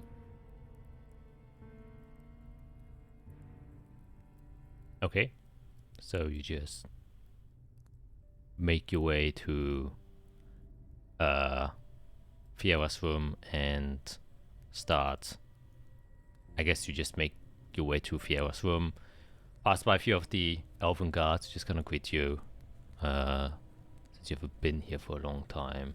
And once you get back, it is around 9 in the evening, just so you are aware. So it's fairly late, but not super late. And yeah, hearing the usual sounds of clinging armor passing by, excuse me, your room. Yeah, and eventually you all make yourselves comfortable inside of Fiera's personal quarters. Perfect. If I remember right, there was a string you could pull for service, right? Yes. I will pull that. Pull it. There's no It'll be a minute. audio noise, and then after maybe 2 minutes or so, you hear a... Lovely. Open the door. And you see... Hi. Yes. Is the kitchen still open? Yes, of course. Anything you wish. A little bit of everything. Food, drinks, enough for 4. Yes, very well. We'll be done as quickly as possible. Anything Yep, else? leave it outside.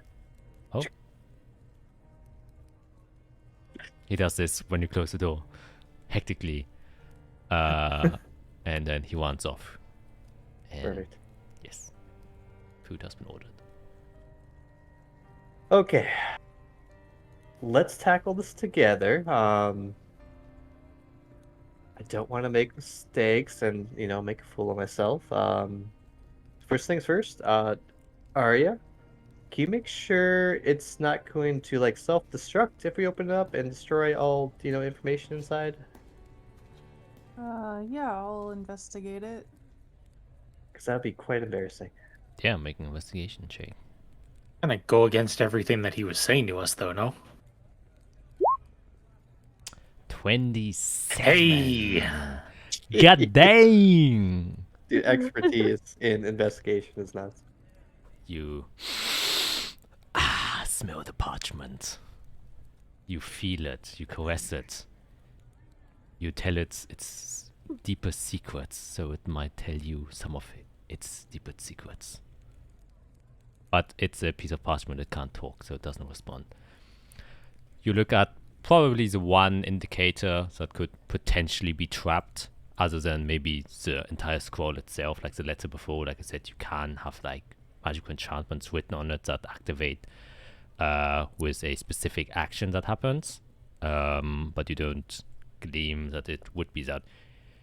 You look at the stamp, not stamp, but the kind of wax seal that has been placed on it, the black wax seal with the raven head crest kind of pressed into it to shut it. See if it's maybe, has any kind of arcane entanglements. Doesn't seem like it. It seems like a normal piece of wax that has been used to seal this piece of parchment. But with a 27, you will know that this most definitely is a spell scroll. Just the way it is made is that it's that, and it's a extremely old one, but it has been kept in pristine condition. Like, you can see the parchment is extremely yellow, and it has like a few rivets at the edge that have been kind of, just worn down through use and transportation, stuff like that. But just seeing at the coloration and the way it is made, and with that 27, you can see kind of, parchment is usually made through intertwining, what's it called? I guess strings that, make up the piece of parchment. And then depending what kind of technique you use to make those, the quality can differ. And you can see this is a pattern that you don't usually see in parchment made today, where it's kind of a cross. This seems to be one solid sheet made out of something, but you aren't quite sure what it is. So this is some extremely high quality paper. And you know that spell scrolls require a very specific type of material to, depending on how potent a spell is, the more refined or better the piece of parchment has to be to hold the spell scroll. So you can't just take a piece of tissue paper and then make a spell scroll out of it. That doesn't work. Like, it needs something that can, hold the arcane forces within it, even though it's literally just the writing on it. But, that's kind of what you get. It's an old, very probably powerful spell scroll that you're holding. So, Arya's very just intently staring at this, and for like the other players, like you would see her just kind of rotate it slowly. And her eyes will just go really wide. And she goes to hand it back to Dr. Vera, and she goes, "This is not trapped, but you need to know what you're dealing with before opening this." And you're familiar? I believe that this is a very ancient spell scroll. I don't know what kind of magic it will allow you to do, but just be aware of that.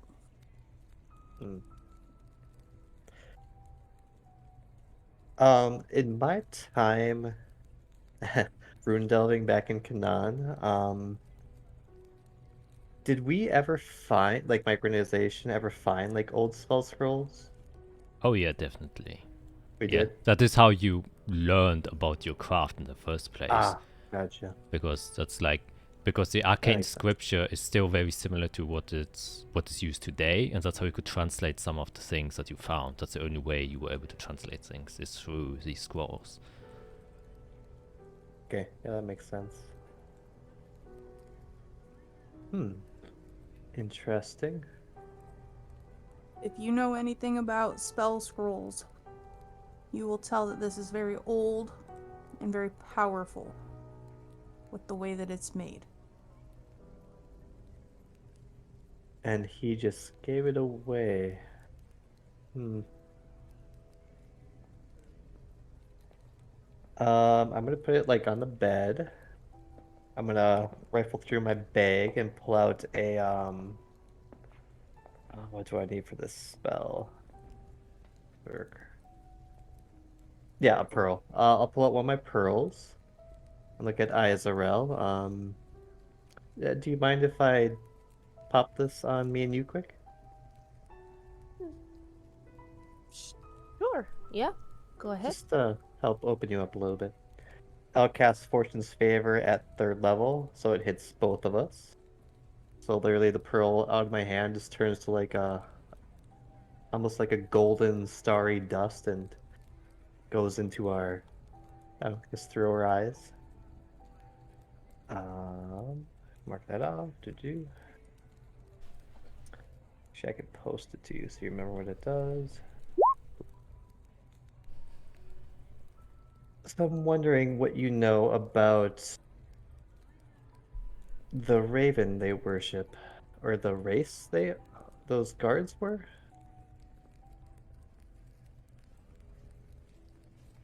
Or if anyone knows about them?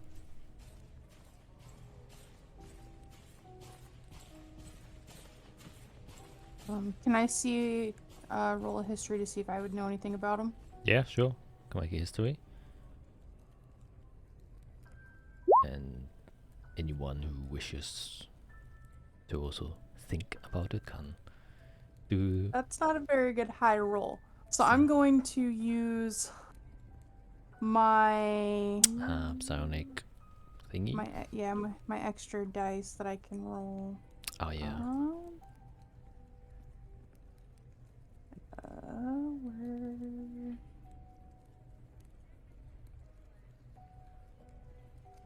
Where's it at? Chance I may know.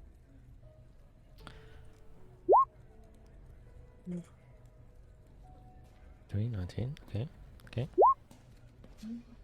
So 13 plus 5, so 18. Okay, 18. You both. Oh, yeah, as well. No, I'm just trying to read. I'm not sure I completely understand what It lets you the reroll. Yeah. Okay. I was just asking you if you knew about like the aspect of the raven, whose people were, maybe what they worshipped, as it seems like something more Azathian. Yeah. So yeah, I'll also roll to see if I have any knowledge. Hey, all the knowledge. Hey, I studied a lot, so. Perfect. Goddamn. I would say. First of all, the first people who did the rolls, which is Fiera and Aria, 1819 is pretty good. You get the sense that the guy with the wings that you first met, who you presume is the captain, who the director referred to as, he is a normal race you can encounter in Azathia, though nowadays very rare, which is an Arakokra. But he's a very special type, which is a raven Arakokra. Usually they're eagles. You know, that kind of thing. You also know of Owlen, who are, you know, owl people, but they usually stick to more secluded and quieter places. And you might have heard some stories of them being mages for the most part, Viera, Aulen. But the Aarakocra, specifically the Raven type, even with a 19, have rarely seen or heard of them. And that's the first time you saw one. And that's kind of all you get from that. Isorel was a natural 2025.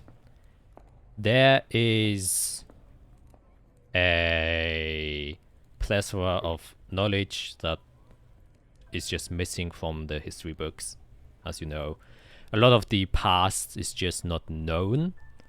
And so you've this time encountered something which strikes your curiosity, which is, you know, you're aware of one of the somewhat lesser deities of nature, specifically of the Feywild, that some druidic circles pray to, is the Herald of Beasts. But there are undercategories of the Heralds of Beasts, which means there isn't one Herald of Beasts, but there's like a herald for each type of animal. So there's one for avian, there's one for quadrupeds, there's one for reptiles, there's one for amphibian. And so you get the sense that this raven figure probably is Aviana's Herald of Wings and Freedom, if you had to take a guess. And I will write it here. What a specific guess.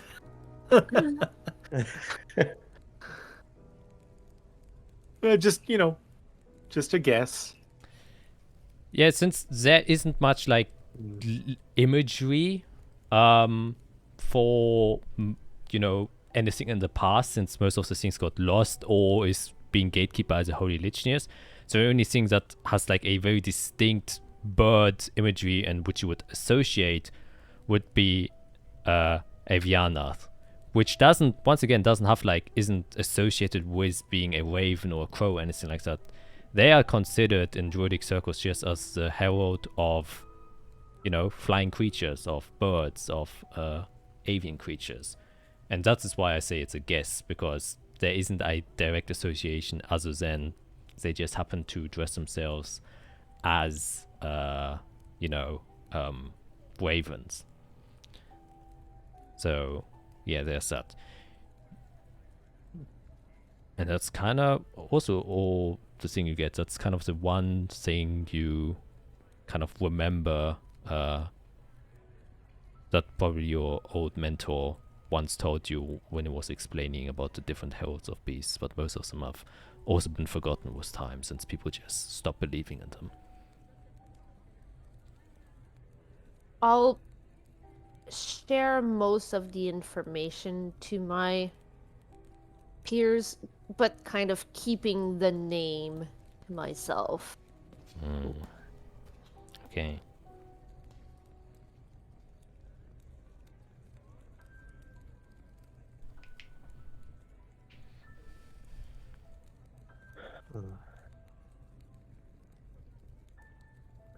Well, kind of feels like everybody worships something.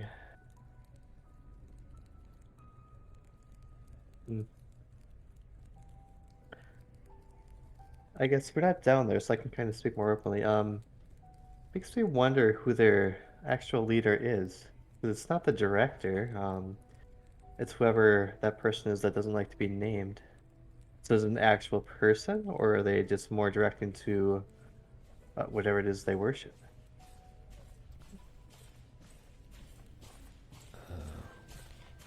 You have learned the name of the person, by the way. I'm pretty Well, sure. we got a name. I think they mentioned that it may or may not be real or something like that. Yeah, exactly. I was just making sure that you knew of a name. It's somewhere in my notes. Deep Many within. pages. Yes. Oh, anyways, are we ready to open this? I'm trusting you. I would not be of very much help right now, so I will step back and let the expert handle this. Okay.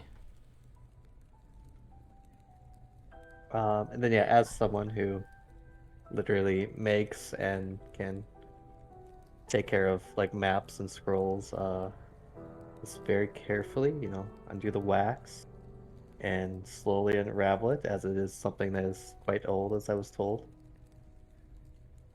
Yep. And you open it up. And you can see inside, as you kind of unfurl it,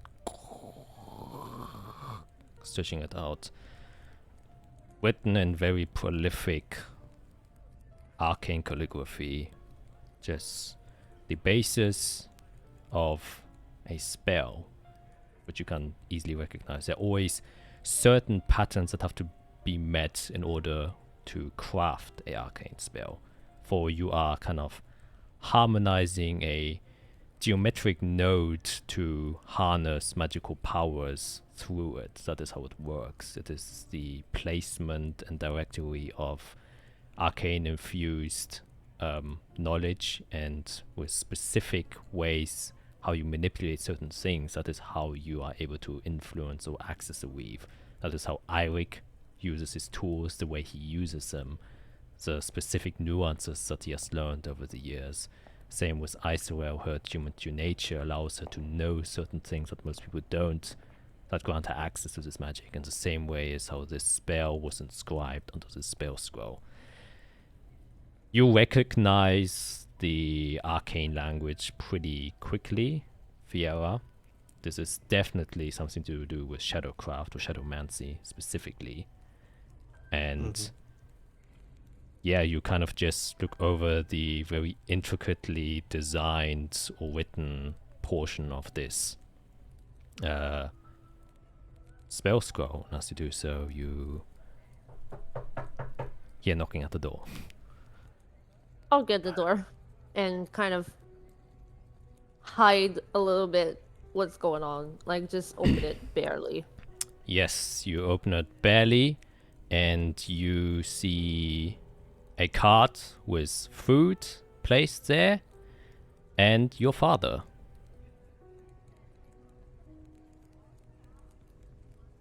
Isorel, I have heard that you have returned. It seems like that was the case. Father, please come in. And I just swing the door open. Guys, Arya, look. I just bow to your dad.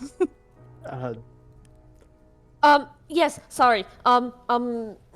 Father, this is Dr. Fiera of Canaan and Eirik I Spanner. turned to try to hide it.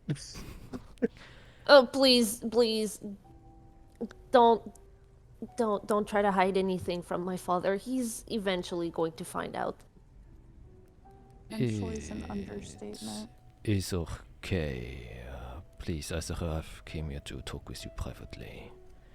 There are a few things I would like to discuss with you of what has happened here. Of course, Father. So, friends of my daughter, it is nice meeting you, and seems like you have somewhat been keeping her safe. Kind of looks at your finger. That was on my own fault. Arya had nothing to do with it. We're talking private. And then he steps away from the doorframe and goes somewhere. Do you follow him? I just kind of shoot a look at Arya, and I'm like, oh, and follow my father. Oh. And Arya just kind of like, cause we still have the mind like, Arya's gonna be like, please explain to him that I wasn't available and I got pulled into my own meeting and that it's not my fault. I'm sorry. I'm sorry. Don't worry. I'll figure something out. Don't worry. Oh wow, I can still hear you guys. Holy shit.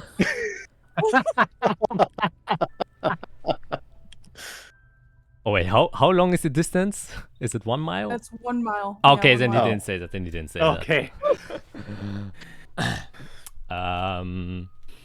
Yeah, and Isover walks out. I presume you close the door and follow your father. And that is where we're gonna say a quick goodbye to Skit Aw. because she has to. Yeah, leave. I do have to dart off to work, unfortunately. Yes, so you want to say goodbye and good luck. See ya. Bye. Bye. Okay, now I have to fix the thing, which should be very easy. Nope. Greg isn't the dungeon master. That is unfortunately still. Oh boy. Quick, decide something. It's too late. It is too late. It'll be fact. Canon.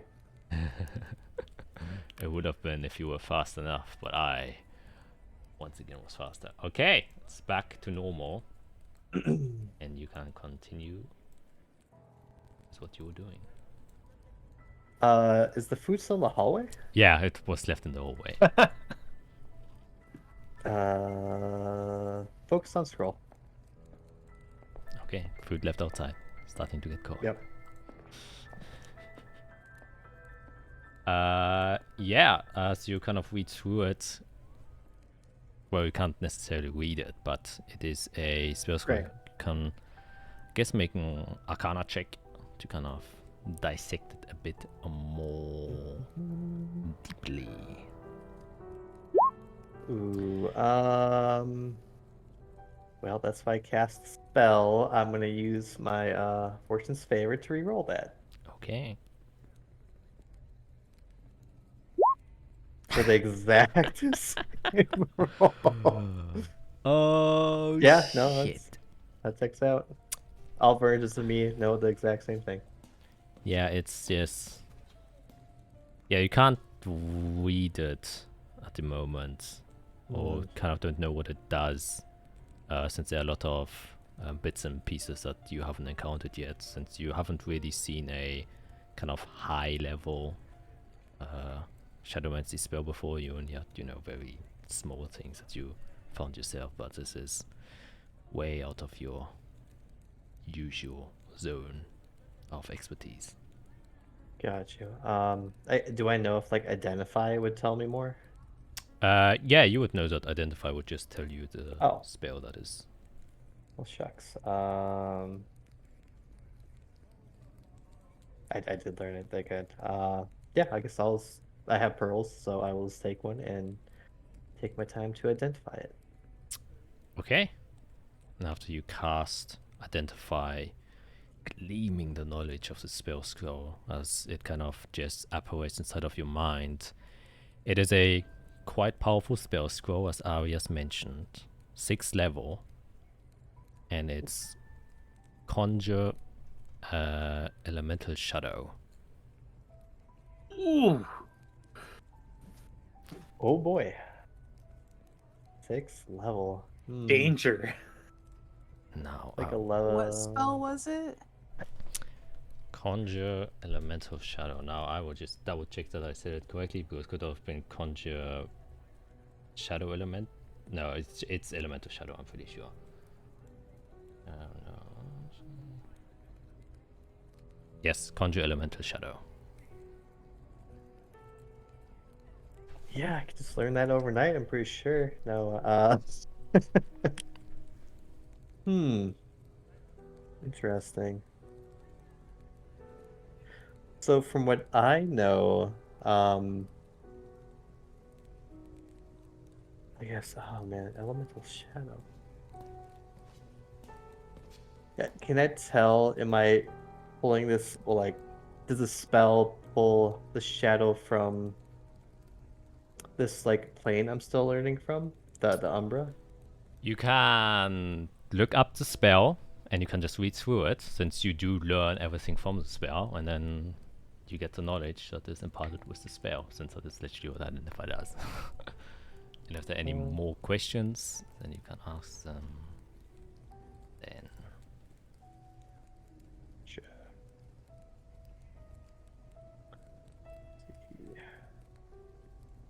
And you can if you wish, read it aloud, or if you wish to keep it a secret to other people, then you can also do that. Can I look up spells that are beyond what I can use right now? I don't know if I can. Oh, I don't think I can like filter anything above 3rd level. oh shit. Okay, dang. That's bad on me. Then I should just. Oh, I might be able to put it actually in a scroll. Then it might tell me. Yeah, I saw it like in inventory. Is that possible? I don't know. I think that's what I did with the others. Nope, I didn't do that. Maybe not. How D&D Beyond? I'm not sure. Yeah, I should have thought of this before. I thought you could just look it up. I I thought you could as if it was a spell scroll. Yeah, but spell scroll is like its own thing. yeah, it's like it's an item. You can't like tag a spell onto the scroll. I don't think. Well, just to make things easy, I would just read it out for you, since Okay. you know, if the others don't want to, or you can just tell me. Are you telling it? Would you tell the others? I guess you would only know if you. You can If just. I knew what it did. Yeah. I mean. Okay. No. I can just send it to you. I'm so retarded. Oh, yeah, you can just send it to me in Discord. That'd Oh probably my be god. simple. I'm like looking at this text. I'm like, how can I give it to you? If there only was a text-based messaging system that we could utilize in this moment. Oh my god, it's too long. I can imagine. Yes. There it goes. I would just have to put it into 2 sections. There it is. Oh my. Okay. I guess while they are doing that, is there anything special that the other 2 in the room are doing as she's flaunting over the spell scroll? Uh,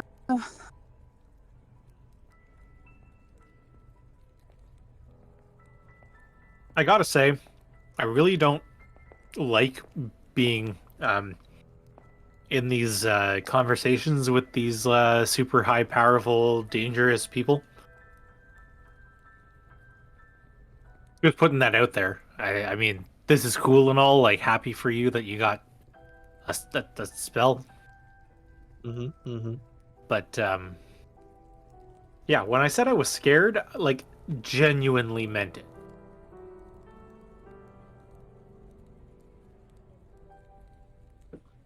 No, you're fine.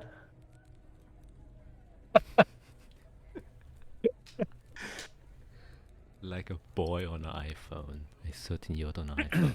Yeah. Yeah, totally.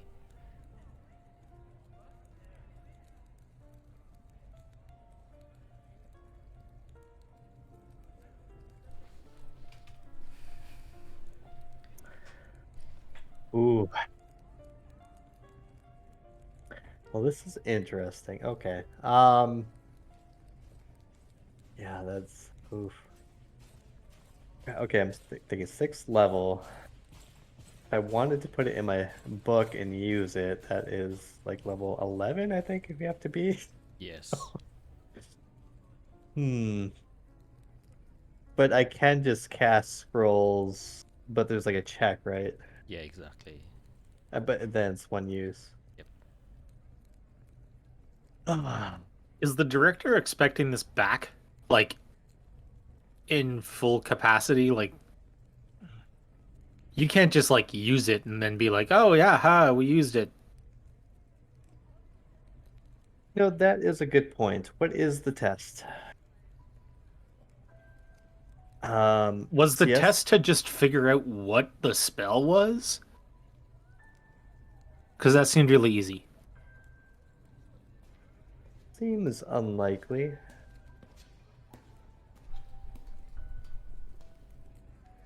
I would assume he wants me to see if I can even learn it or understand it. and the interesting things it does.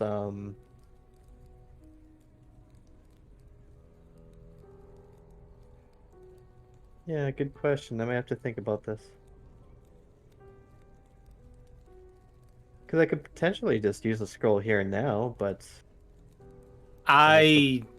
That's a terrible idea. Yeah. no, I would agree. And I don't think he'd want me to use this in his office either.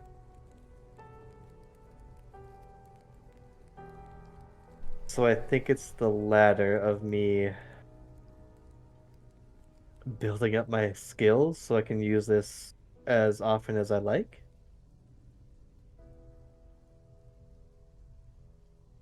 Yeah, I don't But how does understand. this... Sorry, That's- go ahead. I don't understand like why he gave this to us as like a test, and we could come back only once we've passed the test. So I don't understand what the test is. I think it's a test of what we're willing to do and learn. He even mentioned that, well, his interest in me was that I was breaking free from the norms of where I'm from. So maybe he's seeing how far off the path I'm willing to go.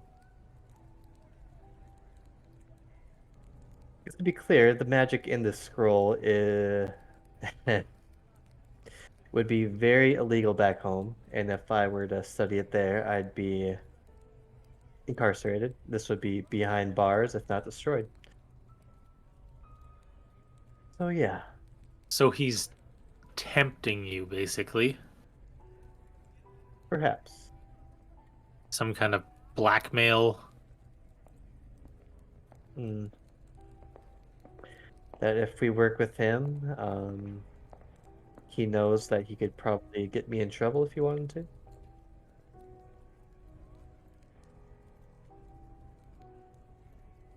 Maybe.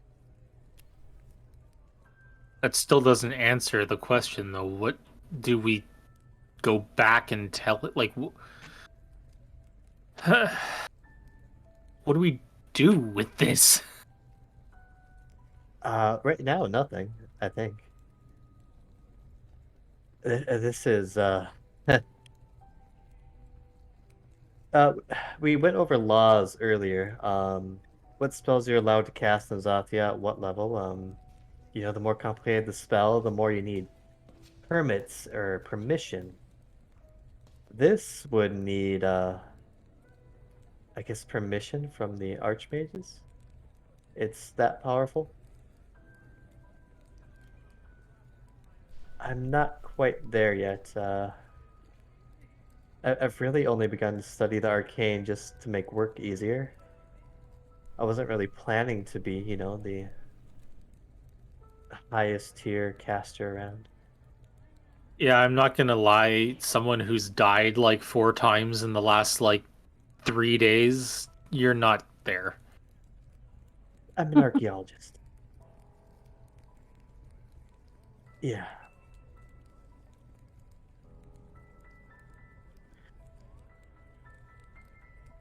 So for now, it might just be something to think on if we are to ally ourselves with them one day. Which means we can't count on them for help.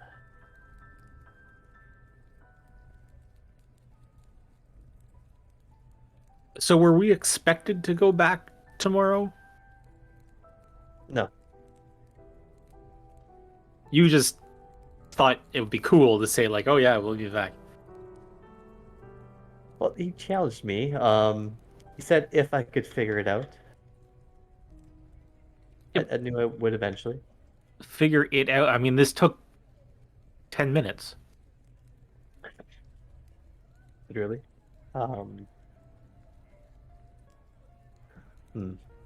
That felt like a lot of theatrics coming from him for 10 minutes of work to just be like, "Oh yeah, it's this."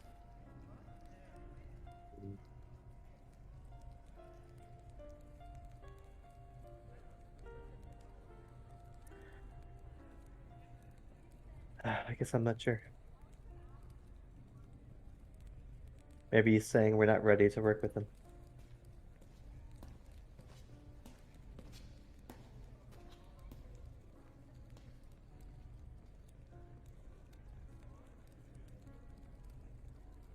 I don't think we're ready to work with anybody.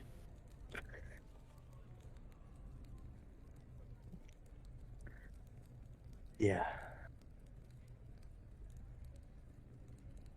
It's quite strange. We are in such a weird position.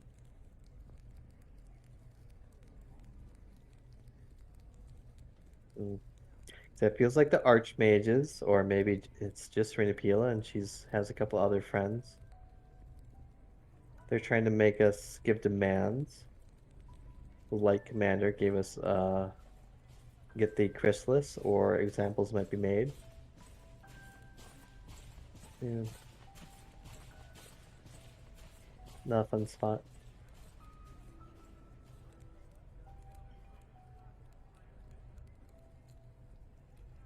Mm.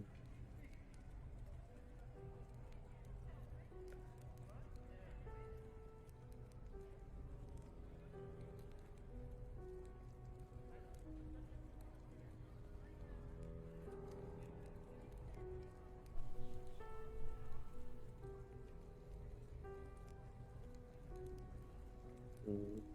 Do we have any idea how long it might take for the Legion to wipe out the demons in the area? Probably. I don't know why I would know that. But I assume they've done it before, so maybe there's a timetable. Yeah, I will give this for free. It's like kind of general knowledge. Where it heavily depends on if they know the exact location of it, and also depends how strong it is. But the fight itself usually doesn't take very long. You know, finding to kill it. I can imagine. Yeah. It's the finding part that's more often the difficult thing. And if it's a Crusader Legion specifically that is going for one, then it's probably a bigger and dangerous one. So it's more the distance you have to travel that will probably take time, since the Crusader Legion isn't the fastest. Right. Yeah. Yeah. Well, I mean, are they on foot? Do I know if they all have their own horses, or? Yeah, no. They usually are divided into vanguard units, the town horses. They are flying units, but very often there are a lot of spearmen and stuff like that that hold the front line. Gotcha. Yeah, so it does take a while. Like it took, I think, like almost a Voss to get to Zonania. So they have to travel there and then get back, which is... Yeah, and we weren't told where they're going. Just that they're taking care of whatever popped up or still exists after the storm. Yeah, you only know that they were informed that somewhere in the north they got a some kind of ping or request, or they were informed that a demon has turned up there, and that's where they were on their way to take care of it. We're north. Okay. Guess if you wish to have the map, I can also bring that back up.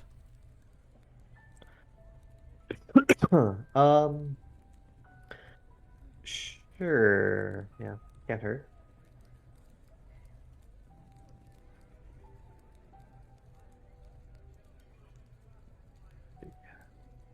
Also switch the screens. We have to move the people again. Greg is the DM again. No, not anymore.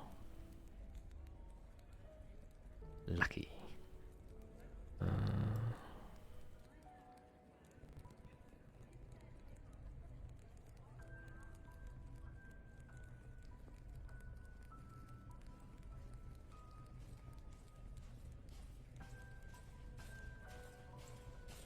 Ooh, yeah, north is pretty arbitrary.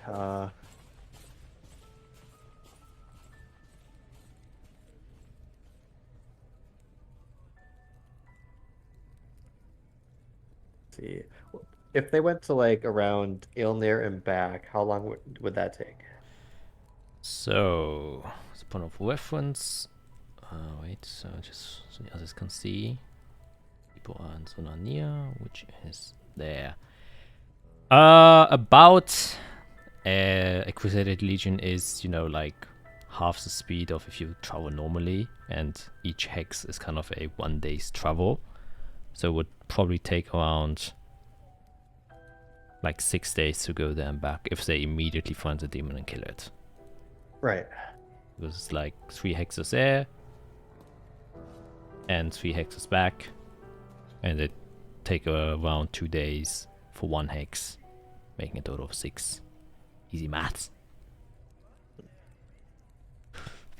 Oh boy. Okay. And they left yesterday? Exactly. Or no, today actually. Since they said they would leave the next day in the morning. Gotcha. So they left today. Okay, so at minimum we have a few days. If they have to travel farther, we might have like a couple of Voss. It's really up in the air. Alright, well. If we don't get help from the Vanspire, what do we want to do next? As I probably need time if I'm going to learn the scroll and be able to cast it at will. Well, I mean, we can just keep searching for the damn chrysalis, but the further we go in hopes of remaining neutral, it seems like we're committing ourselves to a lot of different sides. It always happens when you try to go completely neutral. Yeah, we try to make everybody happy. That's the hardest part. We have 2 options, right? Potentially the ones that have the chrysalis have connection to the archmages. Potentially. It might just be Renapila and a couple of her colleagues. And then the other route is the Light Commander, and those are the Lichnius. They just want it back and out of their hands. And they want strict control over it. While the archmages want more free control. Which isn't wrong, but doing it by force and demands isn't quite the way to go, because that might lead to war. And obviously, the Lichnius being strictly the only ones to use it are also in the wrong, as everybody needs help, so they can't just hoard it.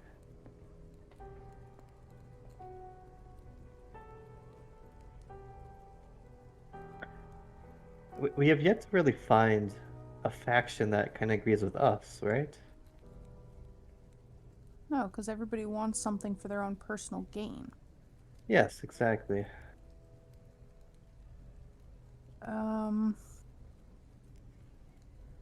I guess I would like to find out more about which archmages are in this plot and which aren't, and what they really want. Should we visit the archmages and just kind of see if we can feel it out? I mean, they're on- in. They're mostly around the institute, right? That's kind of where they hang out. Not necessarily. Most that graduate take on different jobs, like Ringopila, for example, or the professor at the Azontech College that you met. He's an archmage. Oh. And his other associate who was gone. Yep, the one I need to contact eventually. So we need to figure out what their interest in this is. I also want to try to figure out this prophecy that I was given. I feel like that holds a lot into it. Right. Let me look at that again. Let's see. Terror foreshadows in the dark of where those have nested between the 2 streams. The shadows shall move in plain sight for all to see, for that is what they wish for. A sight to behold, a sight to be feared, and thus the earth shall tremble. The earth shall tremble. Hang on. Out.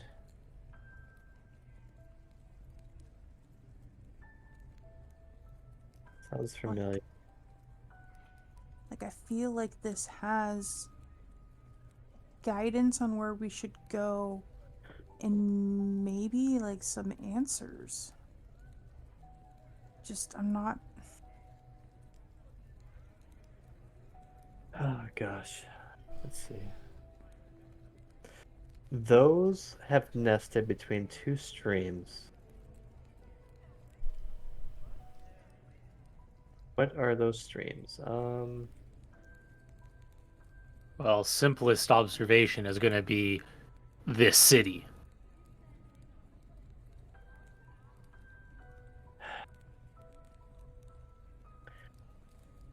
Nestled between.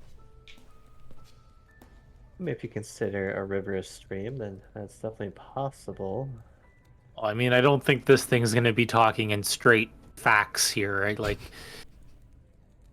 If it's in the dark, that, begs the underground.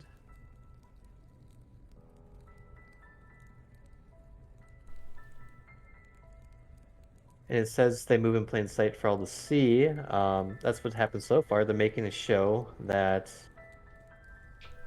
if these shadows are the ones that took the chrysalis, they're making a show of it. A sight to behold, though.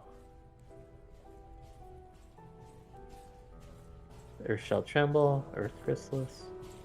that makes sense.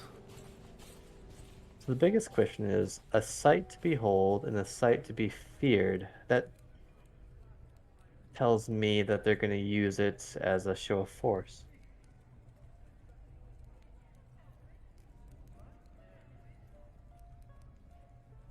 So Jack? maybe Quite see.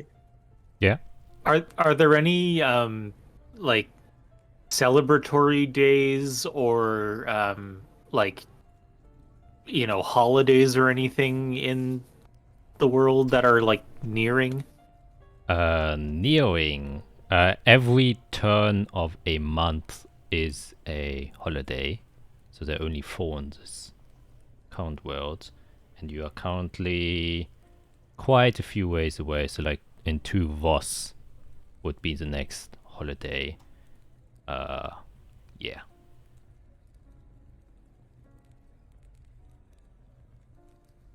Oh my god, so much happening. I need a calendar. Okay. So the next high storm, we figured that out. How many days was that? 20 days? No, that doesn't sound right. It's been 2 sleeps since the last high storm. Right. Very nice. But 2 how sleeps. often did they come again? Every like 2 Voss? 1 to 2 Voss. 1 to 2 Voss. So we the were next- in the minimum 8 days. Okay. Because at the end of the pink flame note, it says, yep, until next high storm, which is coming. I mean, it might come by the time the Legion comes back. That might be intertwining. Ooh, that'd be Um, dangerous.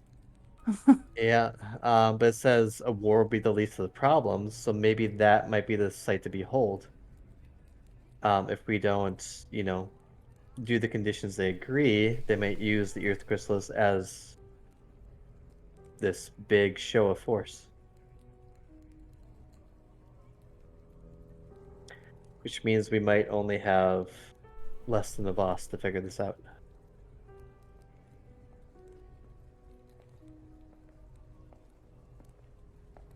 That's kind of why I want to get back, because obviously it's in the wrong hands.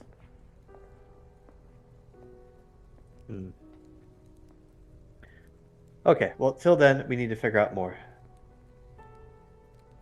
The Yeah, archmages we know.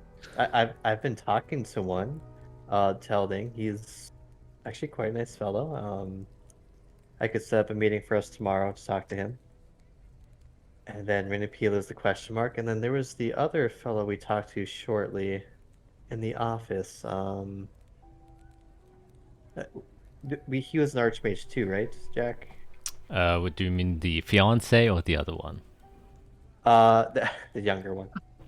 Yes, you found out that he just recently graduated. He's kind of a question mark. Since he's close to Renapila, he might be hiding information from us. He might be part of this. We don't really know. Yeah, selfishly, I want to figure out the Renapilla situation and just clear the guild, figure out exactly where it stands, and be done with that. So you want to clear your people's names first and foremost. I mean, it doesn't even have to be everybody. It just, I think most of us are just genuine workers. Something's Right. gone wrong somewhere, but it would be nice to just get this over with and figure out who's bad and who's not, and then not have to deal with being associated with the guild anymore. This just completely broke my perception of who I'm working for, or work. Yeah. I would have to say that I'm kind of on board with clearing the guild and trying to figure out where things lie. Not just for Eirik, your peace of mind, but I know that the Inquisition would also like to know how deep it goes with the guild. See, Renapila created your guild. So if she did this, without influence, she obviously wants to create more with the Chrysalis, which means she wants more freedom than what the Legionnaires give her. So she may very well just be guilty of going along with these plans. Which means the guild would probably dissolve if she is found out with evidence.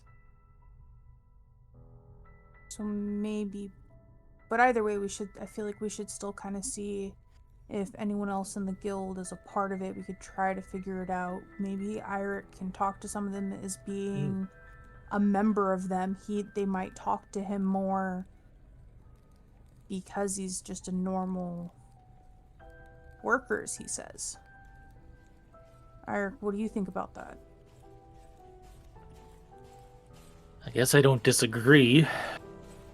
That's, frankly, now that I think about it, that probably should have been something I did before. It makes sense. Well, perfect. I got the brain for that. It's okay. But this is why, though, I don't want to be involved with politics. I've spent my entire time, my entire working life, not paying attention to it. And all of a sudden, I am it. I'm not just part of it, I am it right now. And it's crazy to me. Well, we got your back. Yeah, and the sooner we figure this out, the sooner we can do more interesting things.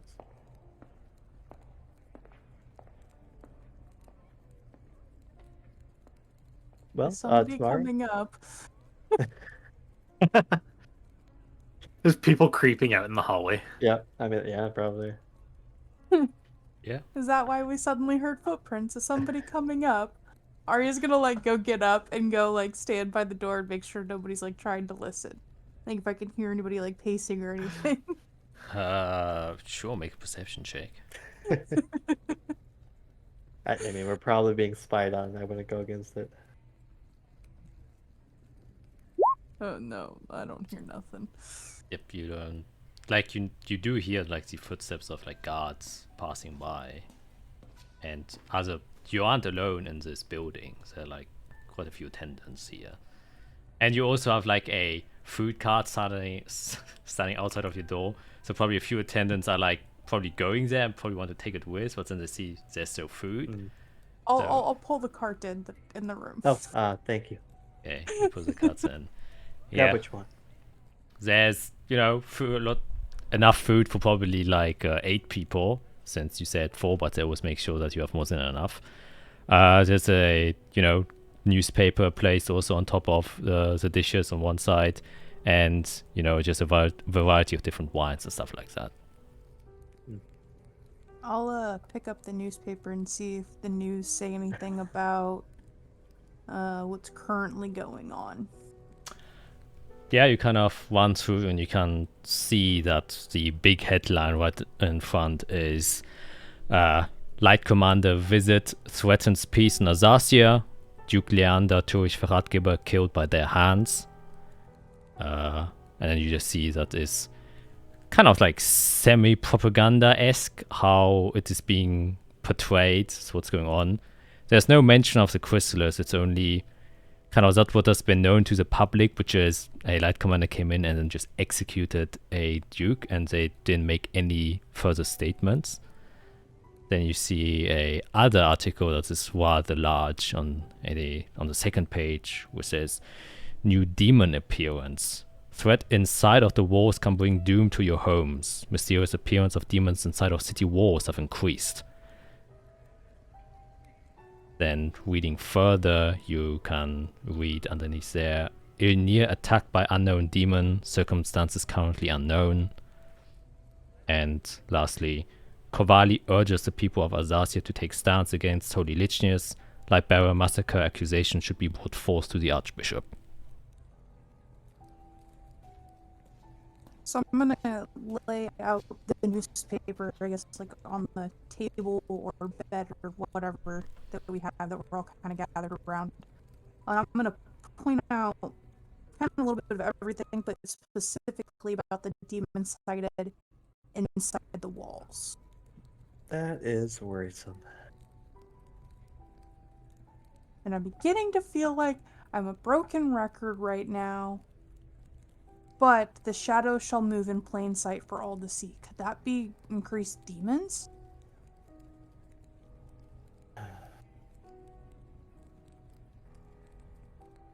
Could it be the people from the underground? Like these crow-looking people? I mean, it's a little ambiguous. I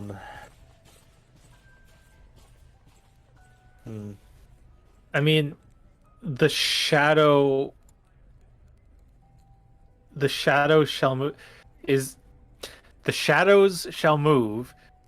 Is this relating to the shadows of the conjure elemental shadow spell that we just learned? Are we supposed to summon the thing that we're supposed to try to like? Is all of this interconnected? Are they just trying to feed us piece by piece? Ooh, that would make sense too. Like, yeah, like maybe you are supposed to summon.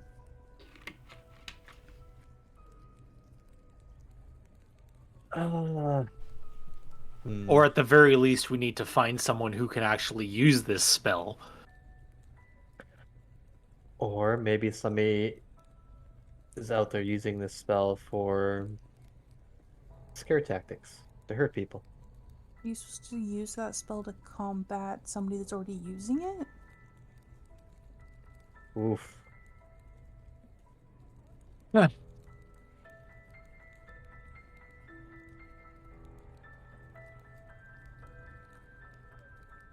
Arya just kind of like grabs her head and she's like, what does this all mean? And like for the first time, like she shows, instead of her like normal calm kind of composure, she's showing some like clear frustration on her face. Yeah, no, I feel ya. Okay, we need to learn more. We've learned a lot. We've learned that there's even more to learn. And that this is complicated. And that a lot may happen depending on what we do or do not do. So let's find out more so we can make it actually through this. And not just be pawns, but playmakers. So we should probably get some rest. You guys need more rest than I do anyway.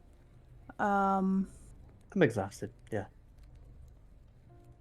Do we want to decide on a plan right now on how we proceed in the morning? Or do we want to kind of sleep on it and then reconvene in the morning, like over breakfast? Well, I mean, What? let's outline who we have as options to go talk to. There's the Archmage that you've been talking to, Fiera. Yep, so there's Telding. He's quite friendly. And then there's that Kenneth fellow who we talked to briefly. Yeah. He's been working with Rinapila. We don't quite know his alliance or what truce or not he's been holding. Any of the rest of my guild. Yes, they may know where that last one off to. If we can find her, that could probably help quite a bit. Do we want to split and Fiera goes talks to his connection, maybe take Lilithina with you since she is kind of more magical based, and then I can go with Eirik to his guild members to see if maybe we could talk to them. That's fine. We are in a time crunch. The more spots we can hit quickly, the better. We need to find out. We really need to find out what faction we can align ourselves with, or if we need to make our own. We need to find some sort of ally out there. We can't just be stuck in the middle alone. No, absolutely not.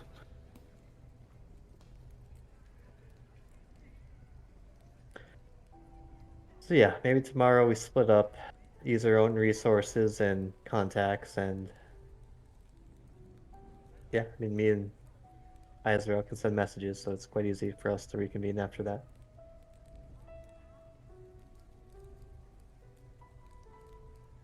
Yeah, Take it a research instead of fight.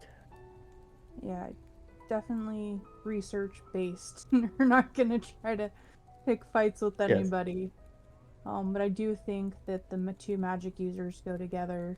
I mean, Eirik, you kind of are, but in your tinkering-ish ways. You do have potential. If you ever wanted to learn, well, I guess you heard it from the director, Shadowmancy. It's not really inherently bad, just whoever uses it. It can be used for good if you have good intentions. One day I want to learn more magic. But not, obviously, at this moment. We have more pressing matters. Oh, Yeah. yes. And I may already have a student. Kendall seems to want to learn, so I know, I kind of missed my chance with that one. yes. I wouldn't One mind an day- assistant. It would actually be pretty nice. It does seem like we might be able to reel him in, and can we like send him around the Interground looking for Oh. Ooh, that could be his test, things? to see Oh. what information he can get us. Oh, I like it. I'll think on it. I can send a message tomorrow should we want to do that. Just because I'm now thinking about a test for him, I think it would be funny if we took the ring with glamour in it, Oh my gosh. attuned it to Endel, and let him deal with glamour. Oh man. Oh, I guess Taking glamour. We're supposed to be taking turns with him. Who's getting him next? Or are we just giving him to your possible trainee? oh gosh. I mean, I don't think I really should. I don't think we should Because- yet. no. If he joins us, then perhaps. That's just funny, honestly, in my head. That's quite funny. Why don't you guys roll, and we can figure that out. Hold Since on, though. either Like, of us what is- is... I'm still hesitant about having... Like, It is very complex. So, one demerit of having him in the ring, talking to us. Well, I don't know if he has that much information. I'll be honest. He seemed very low level. But also B.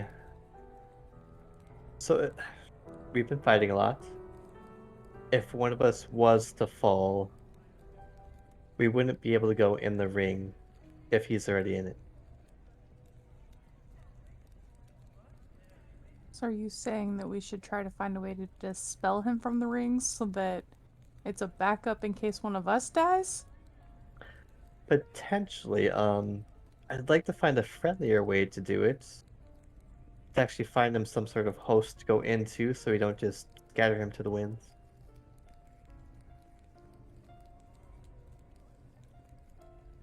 That just sounds bizarre to me. I don't know if I'd want to live in a ring. Eric, would you want to live in a ring? Well, No. This is what I'm saying. I don't want it in my head. I don't think it would be fun to be in. Have we asked him what it's like where he is? Does he is there like a sense that he has? I can ask. Glamour dear, are you there? Oh, finally decided to talk again. It's been lonely. It's been a busy day. Yes, for me too. Good one. I'm glad you still have a sense of humor. Only thing keeping me alive right now. So we're discussing your case. We're wondering what sort of sense you have in the ring. What's it like? Obviously, your body was killed and you were sent in there.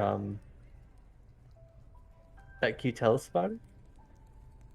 Do you want me to retell my worst trauma that has ever happened to my life? Not necessarily. We're just wondering what's like being housed in a ring as a soul. That's kind of out of our norm. I mean, it's pretty great, not gonna lie. It's shit! Alright? I wish to taste glamorous steaks again with sweet raspberry sauce and potatoes. Ooh, Get me out of here! fantastic. Why? Remember, Eric, we can't hear him. I know. It's painful. Yeah, you Painfully see lonely. me like look at the food cart, feel bad. He's not happy. I can't even wear my glamorous clothes that I handmade. That is the worst thing. That's unfortunate. I mean, yes, your souls I don't think wear clothes, but well, actually, thought experiment. If you picture a body, is a body created for you in the ring?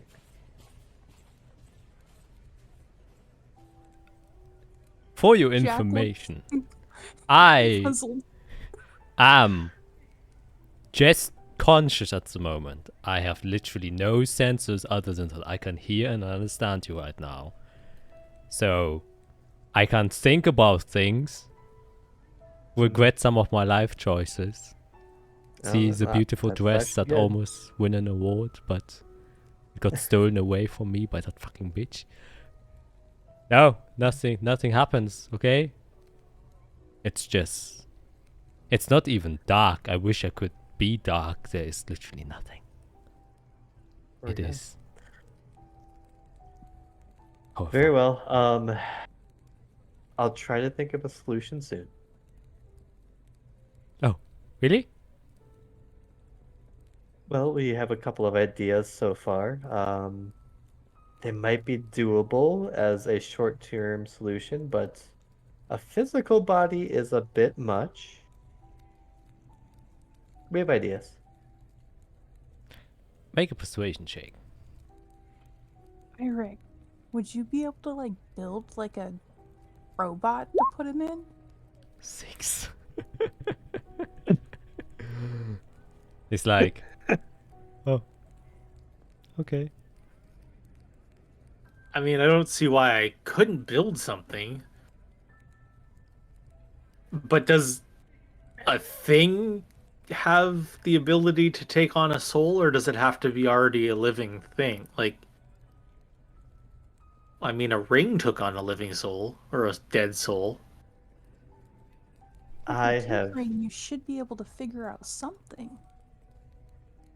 I mean, it's Autobots are a thing, right? Autobots? Autobots. Yeah. There's our wagon, an Autobot Bumblebee with just clever soul. just running around in this world. Jeez.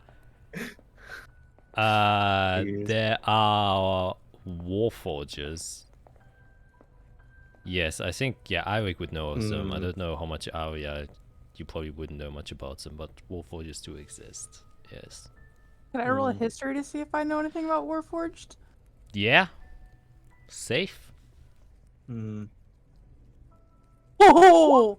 What is Oh up my with these God. random natural 20s for the most ridiculous things? Yeah, you definitely know about them, apparently. What Maybe the I've read about them? I don't know. the most crucial part you do know about Warforged is they were not built, they were found. Every single Warforged that has ever been, you know, in active use, and you know that most of them aren't hemes, since they are, you know, extremely durable in harsh environments, and hemes, and specifically the border of Luthera, as you 3 know in particular, their use is extremely in high demand.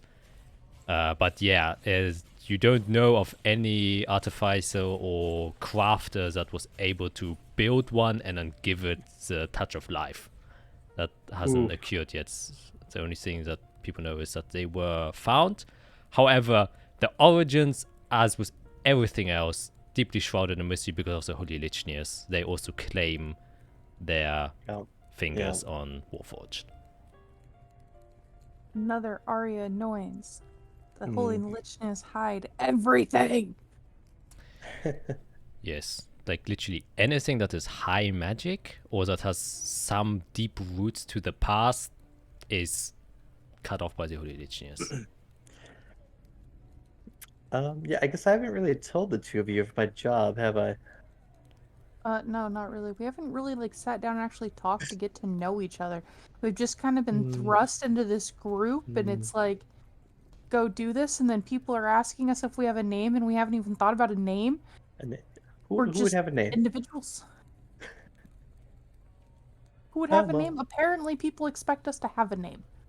I mean, I don't have a name, but I have a logo. What's your logo? I'm gonna turn around, and on the side panels of the bag of holding that I've created, there's I've taken burned into the leather a really rough logo. And Jack, I don't know, do you want to put it up on the map? So I can't. Why didn't you tell me your logo when you did your characters, and I could have put it on your character? Fuck. If you could send it to me again, so I can put it in.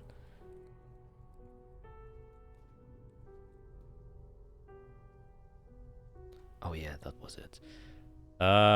Oof. There's no quick way for me to do this. It will take like 2 minutes. Yeah. Well, I can tell you about my job first. Yeah, well, go ahead. First. So yeah, obviously, from Canaan, we are kind of behind bars. For a long time, I've been an archaeologist. I work for the Faith Guided Institute for Holy Preservation. Our job is usually to, find the history of our country runes and such. Find everything we can, report it, and about 95% of it gets put behind, lock and key behind the door. Which is unfortunate, but at least I'm there to be there when things are discovered. Arya leans forward. I feel like you and I need to sit down and talk about some of your discoveries. That's the problem. We literally have laws against that, so if I'm ever found out talking about the things I've found or have been reported. What if you didn't actually talk about them and I just kind of picked your brain and asked questions? Because technically, you're not speaking them. Oh. Oh. Hmm. Hmm. I'll think about it. The logo is on screen, by the way, so people can see Irik's logo. You didn't show it to the players. Oh shit. Well, you're irrelevant. No one cares about you. I mean, Irik, you can just send it into the Discord. Yeah, okay, I can do that.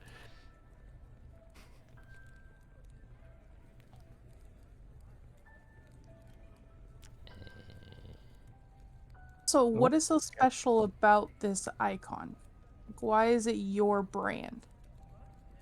Well, because I want it to be.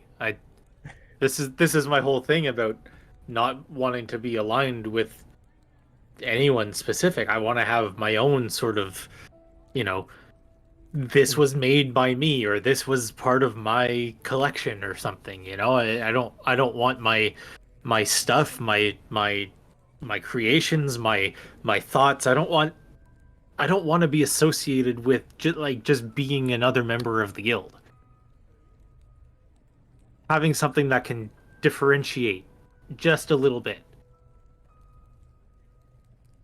I'm like, I really, really like this brand. Like, it's cool.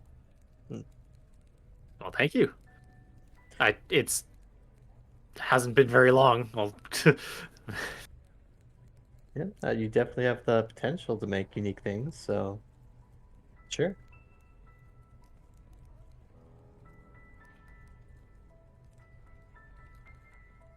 yeah,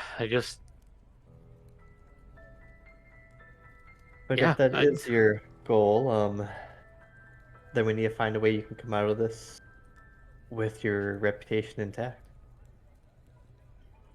I would very much like that. Alright, so this is my idea. Why don't we all go to sleep, get some rest? We all Deal. kind of deserve a good night's sleep where we're safe. Ish. I mean, who's really safe nowadays? And then tomorrow we go talk to some people. I do Sounds have like one a plan. question. Mm-hmm. Where did Izarel go? So a little background about her, that I'd be willing to share. Her dad's kind of important in our hometown. Right. So if he shows up, it's not actually the good thing.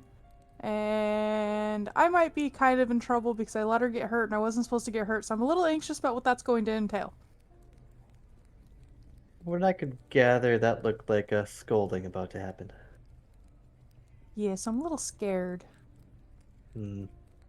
So it's not like she's not in danger. We're not in danger by him showing up, right?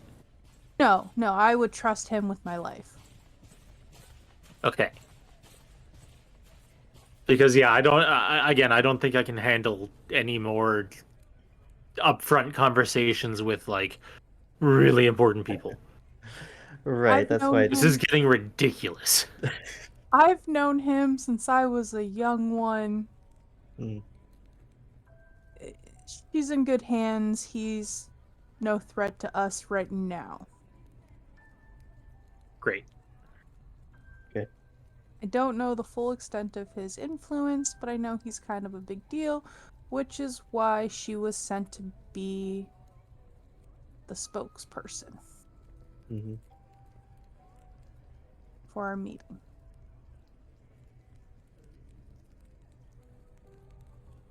Okay. Well, as long as he's not an immediate,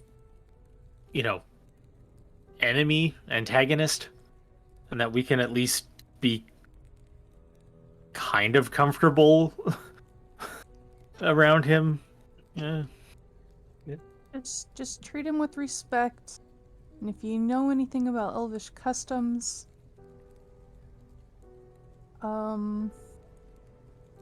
just try to abide by them if you are in his presence.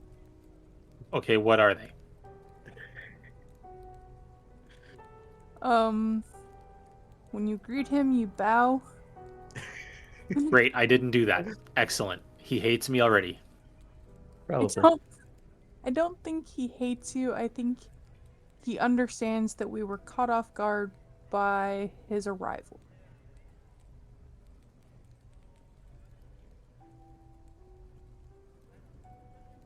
That's it, just bow? I mean, that's easy. And just be polite, genuine.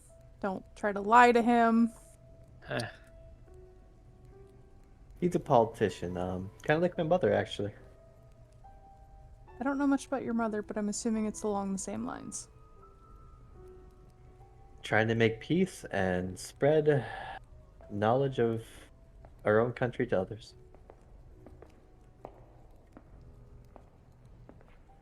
Kinda. Kind of. Yeah, hopefully we can meet him later on under better circumstances. I'm a little scared to see him again, but that's a whole nother story. Well, I wish you luck. I really hope my boss doesn't get wind about what happened because I'm going to be in trouble.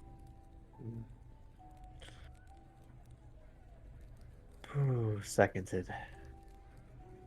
So you kind of told us about what you do.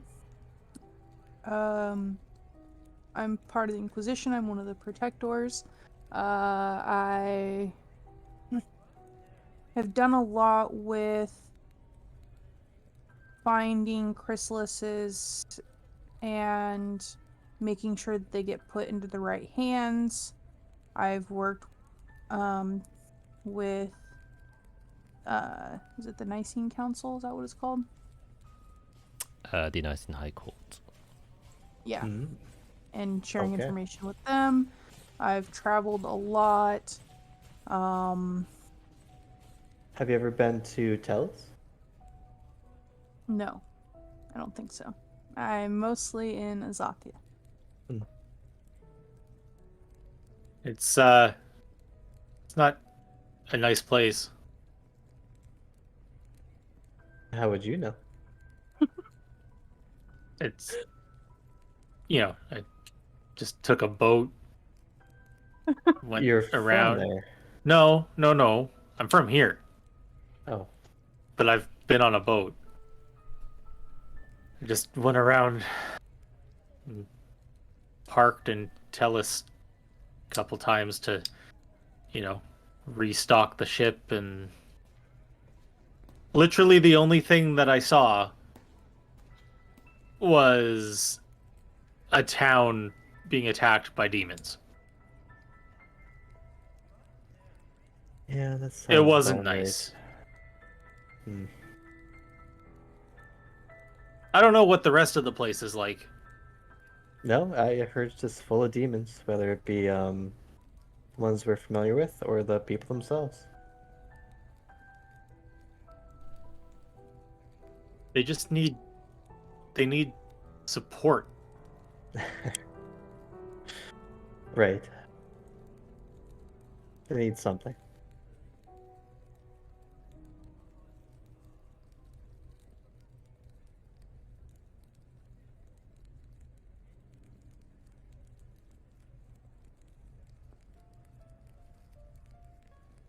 You remember the story, right? Estelle, well, I said at our first meeting. The first archbishop went there on terms of peace and was assassinated by those people. And he wasn't the last. We sent many good people there, and they were killed. Well, at what point does that become your own fault? For trying. For trying the wrong way.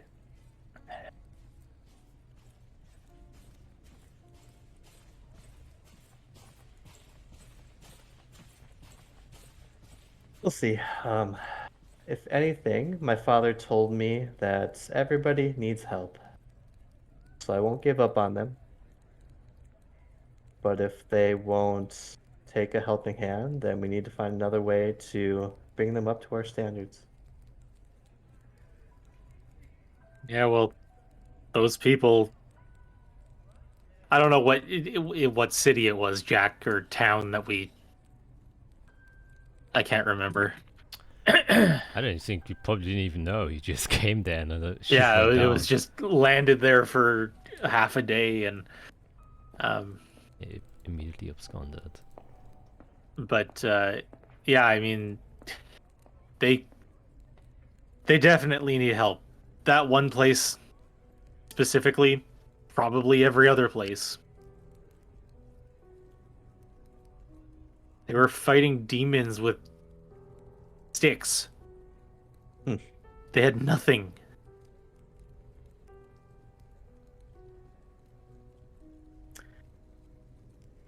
Yeah. And I'm sitting there on this ship. I know how to do things. I've built stuff. Mm-hmm. And we build things to help protect people. That's what I want to do. People shouldn't, like I said to the director, people shouldn't be fighting people. No, you're right. I don't care if you're high society. I don't care if you live in the underground. You just shouldn't fight people.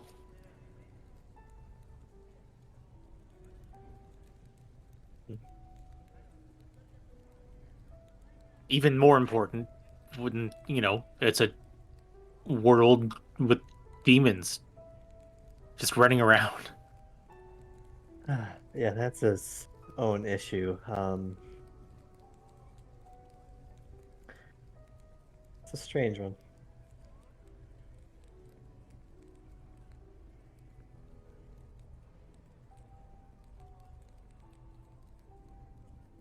But first things first, we need to make sure my people and yours don't butt heads more than they should.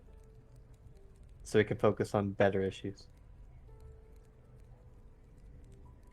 Like you said, I would like to help all the people, not just stop wars from happening. Yeah, there's so much potential with everyone, all the countries. That's just being wasted. Because people don't get along. Because some people have better resources. That shouldn't be the problem, like you said. We should be helping each other, sharing, learning from each other.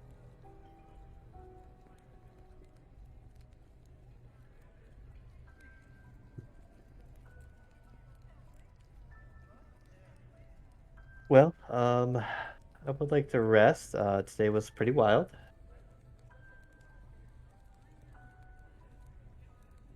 Yeah.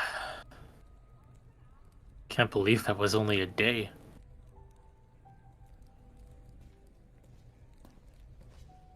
Yeah. But we're doing what others aren't or won't.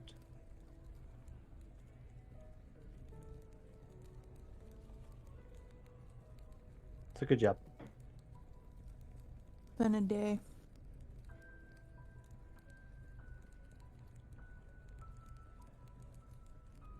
Happy I made out of the underground without getting stabbed again.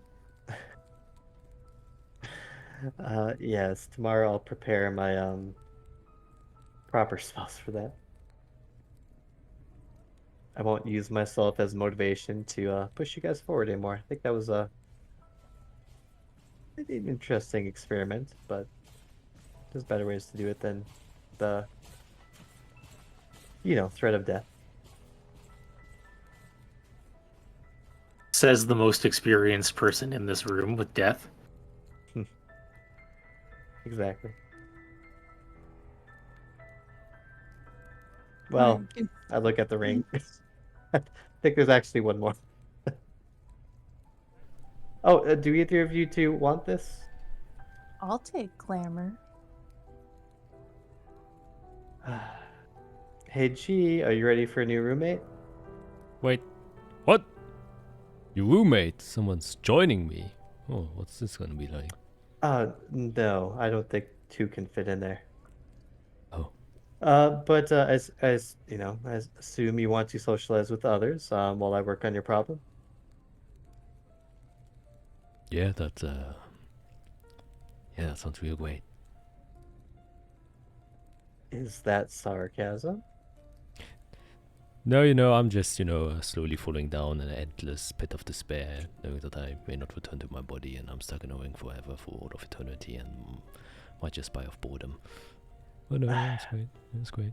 Look, say the word, and I'm pretty sure I can expel your soul from this. I just don't know what happens afterward. Say the word. There's Yeah, a- you know the word. Please. Oh, I thought you meant like okay, please Are you sure that's what you want? to get a new body. We're talking about the same thing, right? No, that's gonna take time. Oh, okay. I'm just saying I could probably release your soul to go to the afterlife or whatever you believe in whenever you're ready, if you don't want to wait.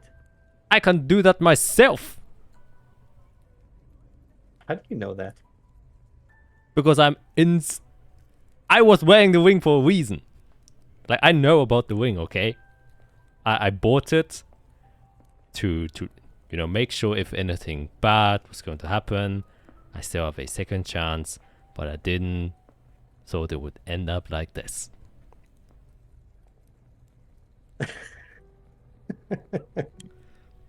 Okay. Before I hand you over, where did you get the ring from? Well, Because this ain't no normal ring, I will say. It is kind of fancy. well, you can probably guess who it was.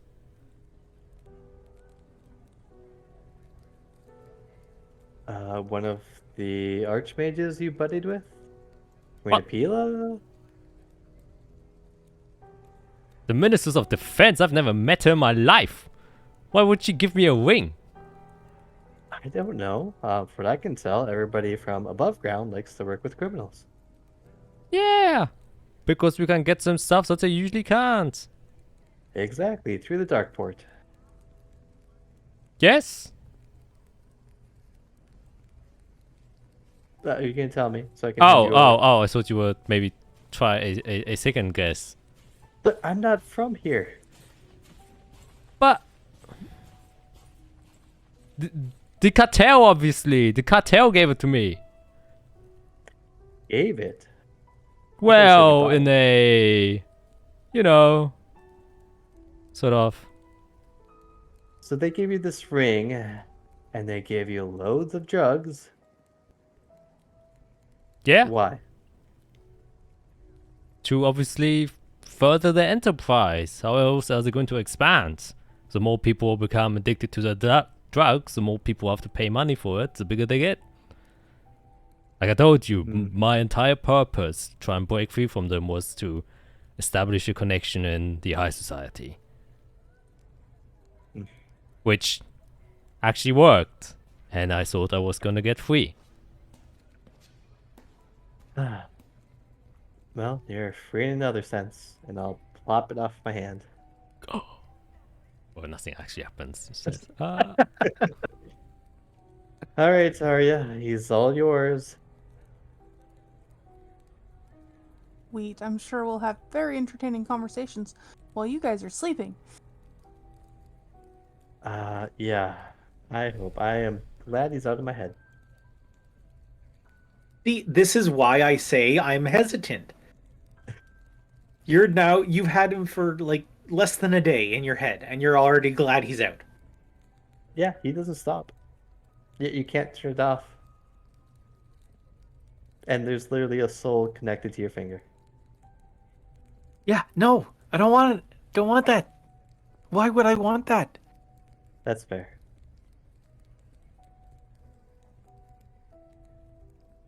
Okay, I'll see you two in the morning. No, I'll see you two. I'll send a message when I'm ready to see you two. You can just knock on my door right there. That's too much effort. Alright, just good night. Gets up and walks to her room. Well, before I leave, I'll just ask Fiera. So, the robe, Mm-hmm. what does it do now? And My what do robe? you want it to do? Is like, you asked me what I can Oh. do with it. Yeah, I was curious because I don't know, you fiddle with magical things. I would like it to be a little bit more durable, so when I get stabbed, maybe it doesn't hurt as much. Or if somebody hits me with a hammer, it might cushion the blow. Because apparently that's what people here do. I mean, I do tinker with magical items, but it sounds like you just need some armor. I don't really think you need any magical robes. You just put on some studded leather. I'll just start like batting my apron and stuff. Like, it's not the best, but it'll help.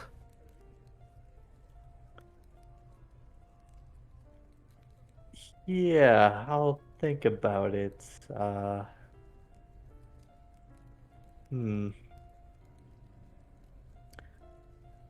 You're gonna wear the robe anyway. It's gonna cover up whatever you're wearing underneath. True. I'll think about it. I do have my own ways. I mean, I'll think about it too. I'll start maybe coming up with plans to, make your robe hard.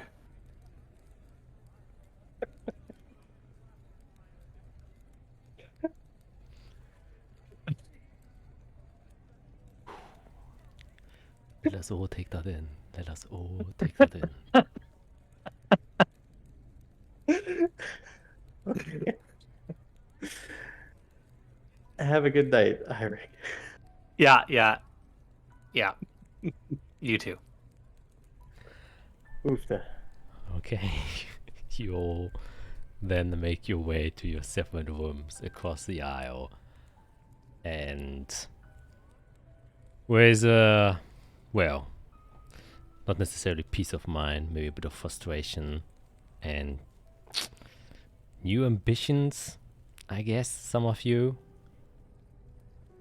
A lot of mystery still hanging in the air, making everything that you're doing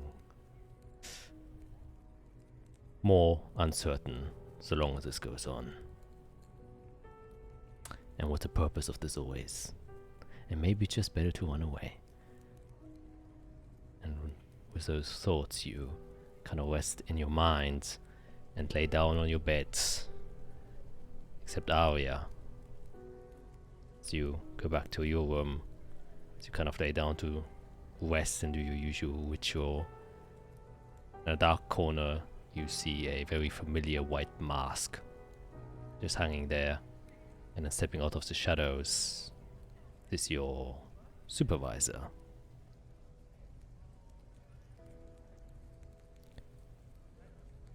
Oh man. Hello? A lot has been going on in the last couple of days. That's an understatement. Well, quite usual for our line of work, isn't it? I suppose you're right. There are a few things going on the outside that might be important for you to know.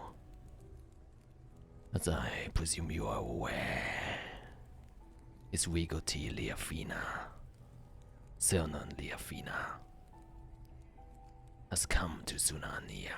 You know, Cernan Leafina is Isabel's dad. Mm-hmm.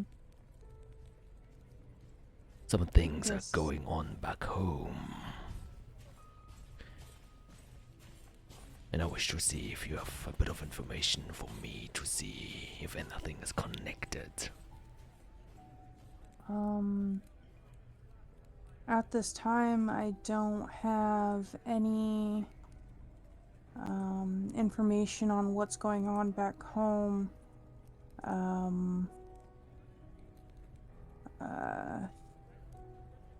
Israel isn't back yet for me to try to get any answers from her. I did find it odd that her dad did suddenly appear. Well, like I said, things back home are stirring up quite a bit. The Chamber of Dukes from the Zuverlässiger family are advocating to sign the Silianas Pact. Your father came. No. Isoel's father came to seek for answers to try and persuade the Archduke otherwise. I came here to give you one bit of information. I think we have been overlooking one part, and that is the guilds. The high-up guilds are starting to make their own moves. I don't know what the situation is here in Sunania, but if you have the time, look into the guilds here. I sense there might be a connection. Yeah, I was just talking with the people that I've been working with that we were gonna go and kind of look at the merchant, some of the different, the guild that he specifically works with, and kind of see if how many people were involved with stealing the chrysalis. I'm hoping that because he's one of them, that they will talk to him. Yes. And last thing, don't forget. One other Wissensbesorger will meet you soon, coming from Tellus. His name is Harold. Harold Steinbrecher. We will meet with you soon. That's where we're gonna end today's session.